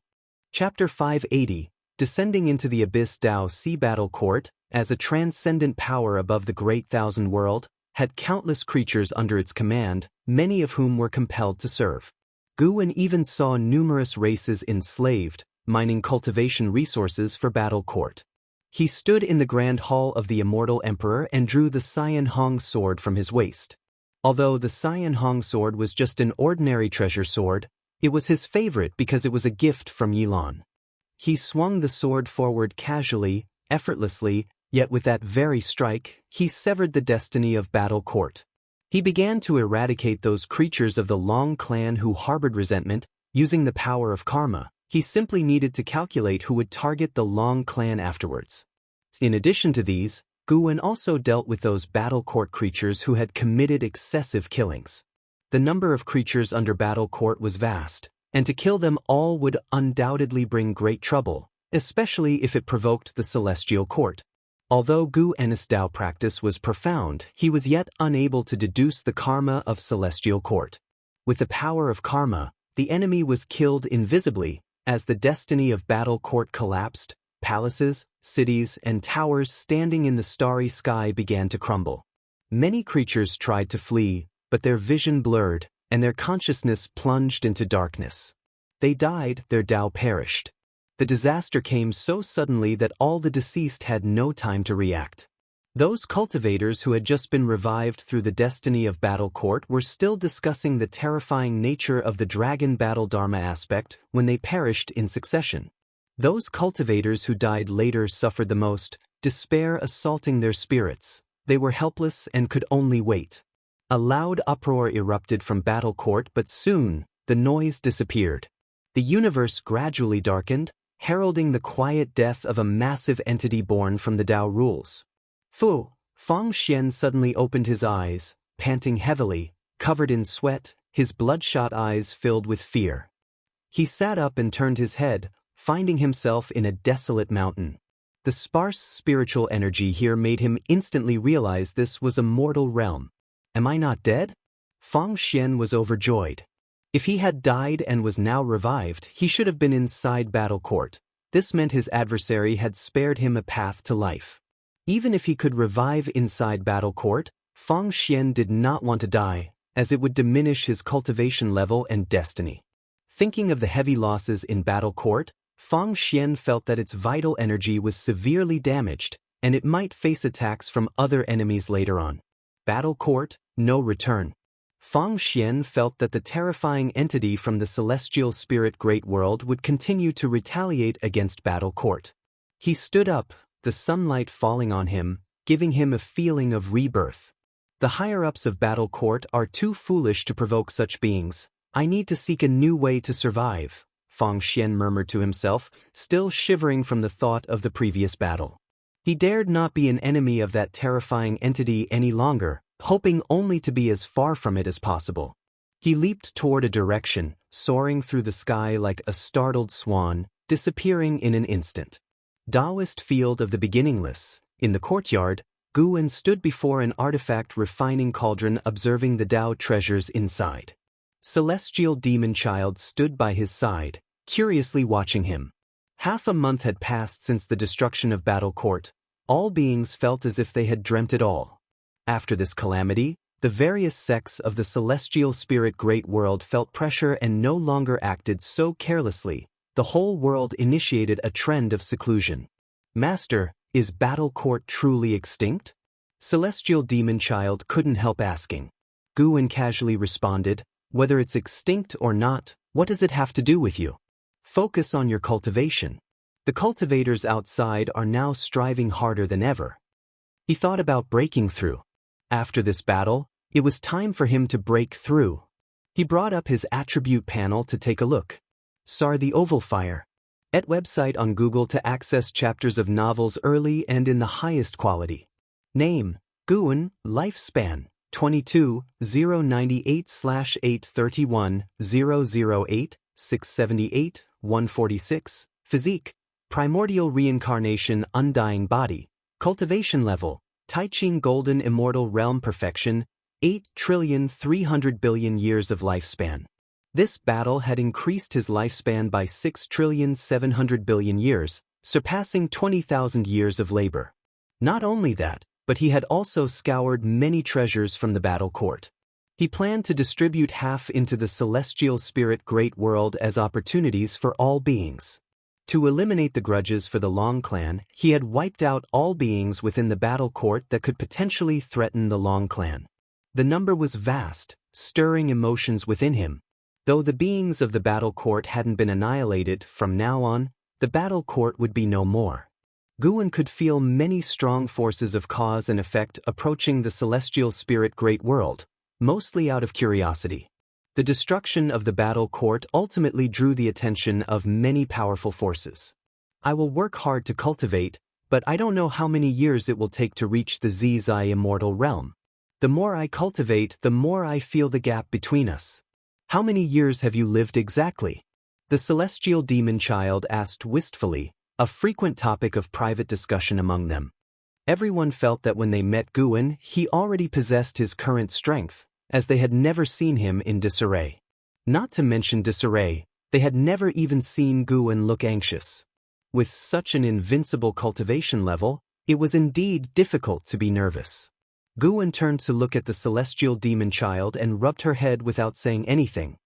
He merely answered in his heart, "Actually, I'm not much older than you." The celestial demon child continued chattering. She seemed to have an endless stream of questions to ask. As long as it didn't involve his own cultivation level, Guan would answer patiently. His mind, however, was already drifting to breakthroughs. 8,300,000,000,000 years of lifespan, should that be enough for him to break through to a higher realm? He hesitated over whether to wait for the new function after 1,000,000,000,000 years, but thinking about those powers pressing close to the celestial spirit great world, he felt he couldn't wait. A breakthrough must come first. Guan's expression hardened, deciding to break through tonight. In the following time, disciples from the dojo paid him visits one after another, keeping the courtyard lively. As the sun set and the moon rose, Guan spoke to Xianxia, who was guarding the artifact refining cauldron, and then walked out of the courtyard. Under the moonlight, the Taoist field of the beginningless was adorned with numerous medicine gardens and some spectacular trees. Some were surrounded by faint glimmers, others twisted their vines, vibrant and full of life. Guan walked along, enjoying the scenery of the dojo. He was quite pleased with the ghost mother of ephemera. She not only helped increase production but also made the dojo more beautiful. Having a delightful environment was always a benefit. Reaching the edge of the dojo, Guan stopped by a lake and began initiating his lifespan breakthrough. You have activated the lifespan breakthrough function. Based on your current realm, select from the following breakthrough locations: 1. Path of the Great Tao, 2. Celestial Extreme 9 Heavens, 3. Abyss Tao Sea, 4. Ascending to Yellow Heaven, 5. Ling Mountain, 6. Endless Jade Pool, 7. Immortal Cave Heaven, 8. Sea of Suffering, 9. Taiwei Great World. Seeing the option for the Abyss Tao Sea, Guan suddenly became intrigued. It had only been a month, and perhaps the Abyss Tao Sea hadn't yet dealt with Zhenren Ni Hai's death. If he attempted his breakthrough there and created a significant disturbance, the Abyss Tao Sea might put Zhenren Ni Hai's death out of their minds. After all, the lifespan breakthrough would send him to a temporarily safe location, and with the protection of the lifespan barrier, he should be fine. According to Zhenren Ni Hai's memories, the Abyss Tao Sea was boundlessly vast. The place he would arrive was likely far from any power. Having thought it through, Guan made his choice. Transporting to the Abyss Tao Sea requires 10 billion years of lifespan. Continue? Continue. Guan then felt a bout of dizziness, and his vision blurred. He patiently waited, excited about the prospect of surpassing the Taiqing Golden Immortal realm and reaching an unprecedented realm. Having lived for over 20,000 years, there were few things that could excite him these days, but growing stronger always made him happy. If you find any errors, ads pop up, ads redirect, broken links, non-standard content, etc., please let us know reports so we can fix it as soon as possible. Chapter 581. Breakthrough to the late stage of heaven. Opening Daluo Immortal Realm. Guan opened his eyes, and what entered his vision was a dim cosmos, with Tao mist swirling in all directions, filling him with exhilaration. He immediately activated the lifespan barrier and then observed the Abyss Tao Sea once more. Under his feet was also a spirit mist, yet it gave him a sense of solid ground. This universe was dark, bereft of the light of stars. Instead, it had rivers of light flowing in different directions, bringing a faint glow to the cosmos. No wonder it bore the name Abyss. The longer one stayed here, the more they could sense an aura of deathly stillness. It was as if terrifying entities could burst out from the depths of darkness in any direction at any moment, tearing a person to shreds. Guan's heart eye saw a distant place where there was a floating city, massive as half of the celestial spirit Great World, with 36 black towers standing outside, each entwined with a black dragon, ominously thrilling. Abyss Emperor City. Sar the Noveland. At website on Google to access chapters of novels early and in the highest quality. Zhenren Ni Hai was affiliated with this city.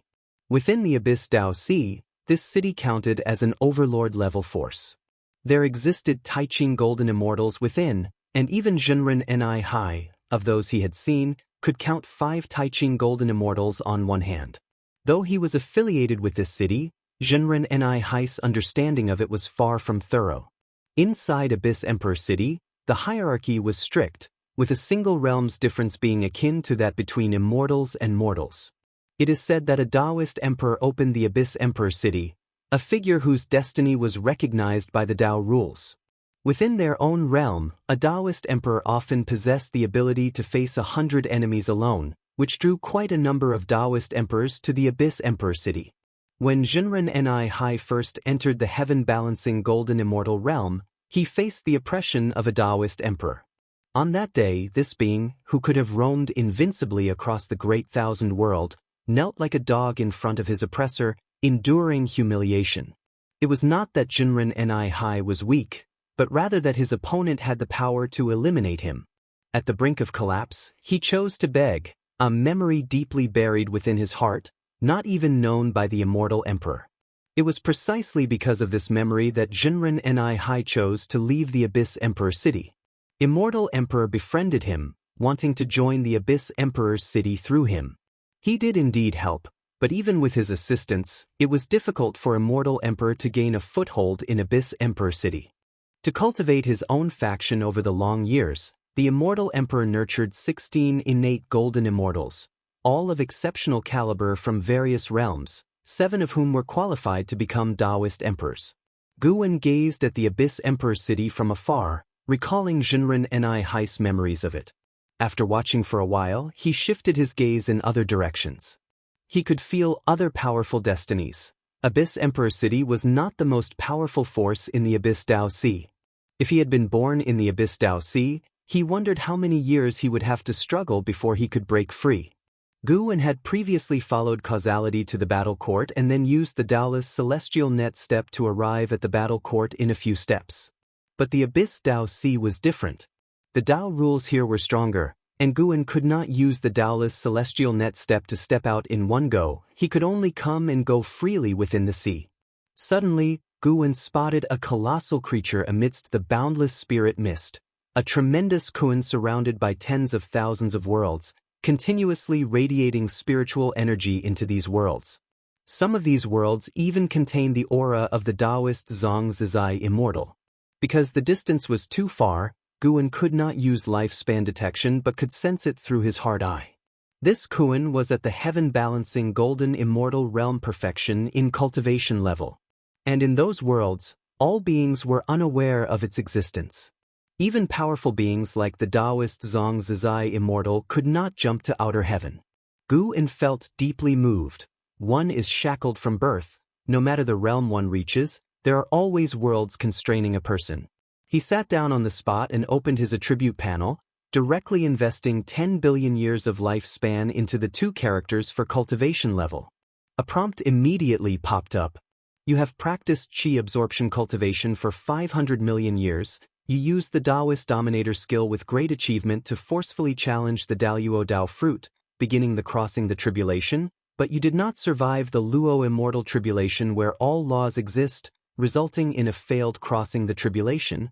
You have practiced Qi absorption cultivation for 1 billion years. You used the Taoist Dominator skill with great achievement to forcefully challenge the Daluo Dao fruit, beginning the crossing the tribulation, but you did not survive the Luo Immortal tribulation where all laws exist, resulting in a failed crossing the tribulation. Daluo Dao fruit. Luo Immortal tribulation where all laws exist.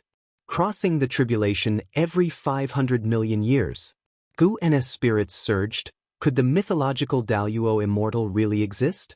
Soon, all the prompts settled down, ending in failure. Guwen was not discouraged. He continued to invest lifespan. Another 10 billion followed after the first 100 billion. Seconds later, Guwen still met with failure after having consumed 1 trillion years of lifespan. Since he was only breaking through in cultivation level this time, he just needed to leave 200 billion years of lifespan for the lifespan barrier. Keep going, keep going. Today, he must achieve the Daluo Dao fruit. Guwen was filled with fighting spirit, ceaselessly investing lifespan failure. Failure. Up until the 48th billion year mark, a change finally occurred. You have practiced Qi absorption cultivation for 7 billion years. With the great achievement of the Taoist Dominator skill, you forcibly assailed the Daluo Dao fruit and began crossing the tribulation. You have weathered the all laws are contained in the Luo Immortal tribulation. Crossing the tribulation was successful. Your golden immortal Dao fruit transformed into the Daluo Dao fruit, and your cultivation level has broken through to the early stage of the heaven-opening Daluo Immortal realm. You have practiced Qi absorption cultivation for 8 billion years. Your cultivation level has enhanced. Guwen showed a smile, genuinely worried that his breakthrough might fail. Although he did not utilize his lifespan for evolution and improvement prior to this breakthrough, the endless marvels of the immortal emperors might have played no small part during the tribulation. He continued to invest lifespan, hoping to bring his cultivation level to the perfection of the heaven-opening Daluo Immortal realm. However, when he had advanced to the late stage of the heaven-opening Daluo Immortal realm, his lifespan had plummeted to 200 billion years, scaring him from going further. He feared being drained dry by the lifespan barrier. The Dao spiritual Qi had already started pouring into his body, his physical being instantly engulfed in the radiance of the Dao light. Outside the lifespan barrier, the Dao spiritual mist began to surge dramatically, creating ripples in the sea of boundless spiritual energy mist from a macro perspective. Upon closer inspection, these ripples were tumultuous and majestic. Phenomena emerged unpredictably, Soon, various places within the Abyss Dao Sea burst with the upheaval of spiritual energy and the manifestations of Dao rules. Before Guan could accept the inheritance memories of a heaven-opening Daoyuo Immortal, he already sensed numerous powerful divine senses sweeping across. Heaven-balancing Golden Immortal, Tai-Ching Golden Immortal, Tai-Ching Golden Immortal, Heaven-balancing Golden Immortal. Quietly, Guan gauged the cultivation levels of these divine senses. The Abyss Dao Sea was indeed terrifying, far beyond what the battle court could match.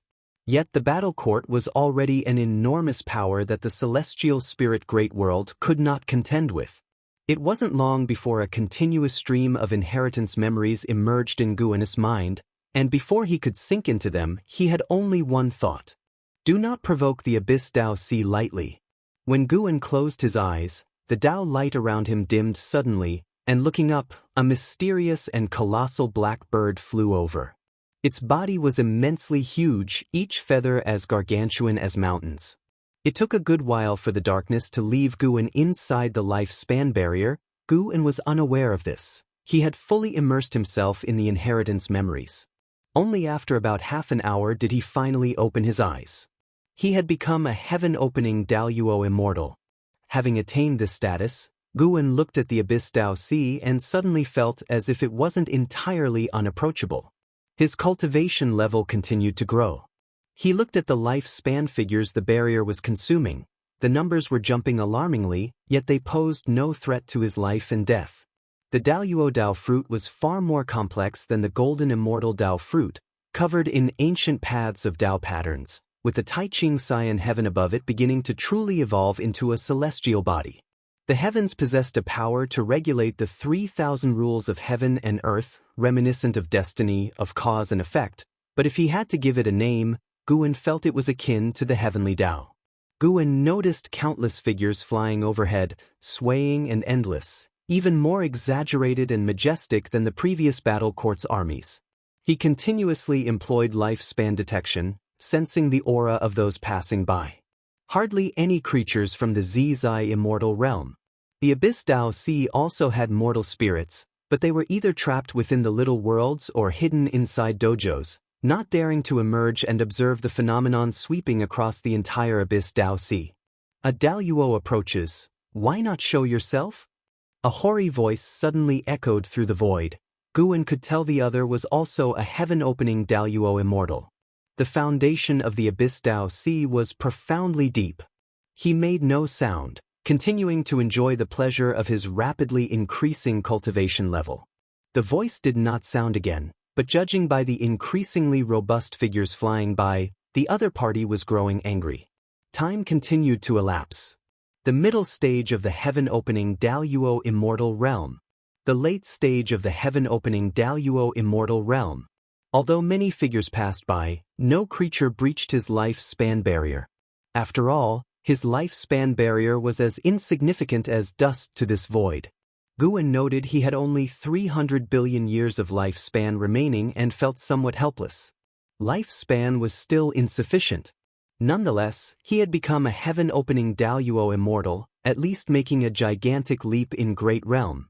He could find another chance to break through to Perfection Realm later. This breakthrough had taken nearly 800 billion years in total. Guan slowly stood up. He looked again at the Abyss Dao Sea, now able to perceive more. Indeed, the Abyss Dao Sea was limitless and full of natural wonders. But the once mighty Abyss Emperor City now seemed to have lost its powerful aura in his eyes. If you find any errors, ads pop up, ads redirect, broken links, non-standard content, etc., please let us know reports so we can fix it as soon as possible.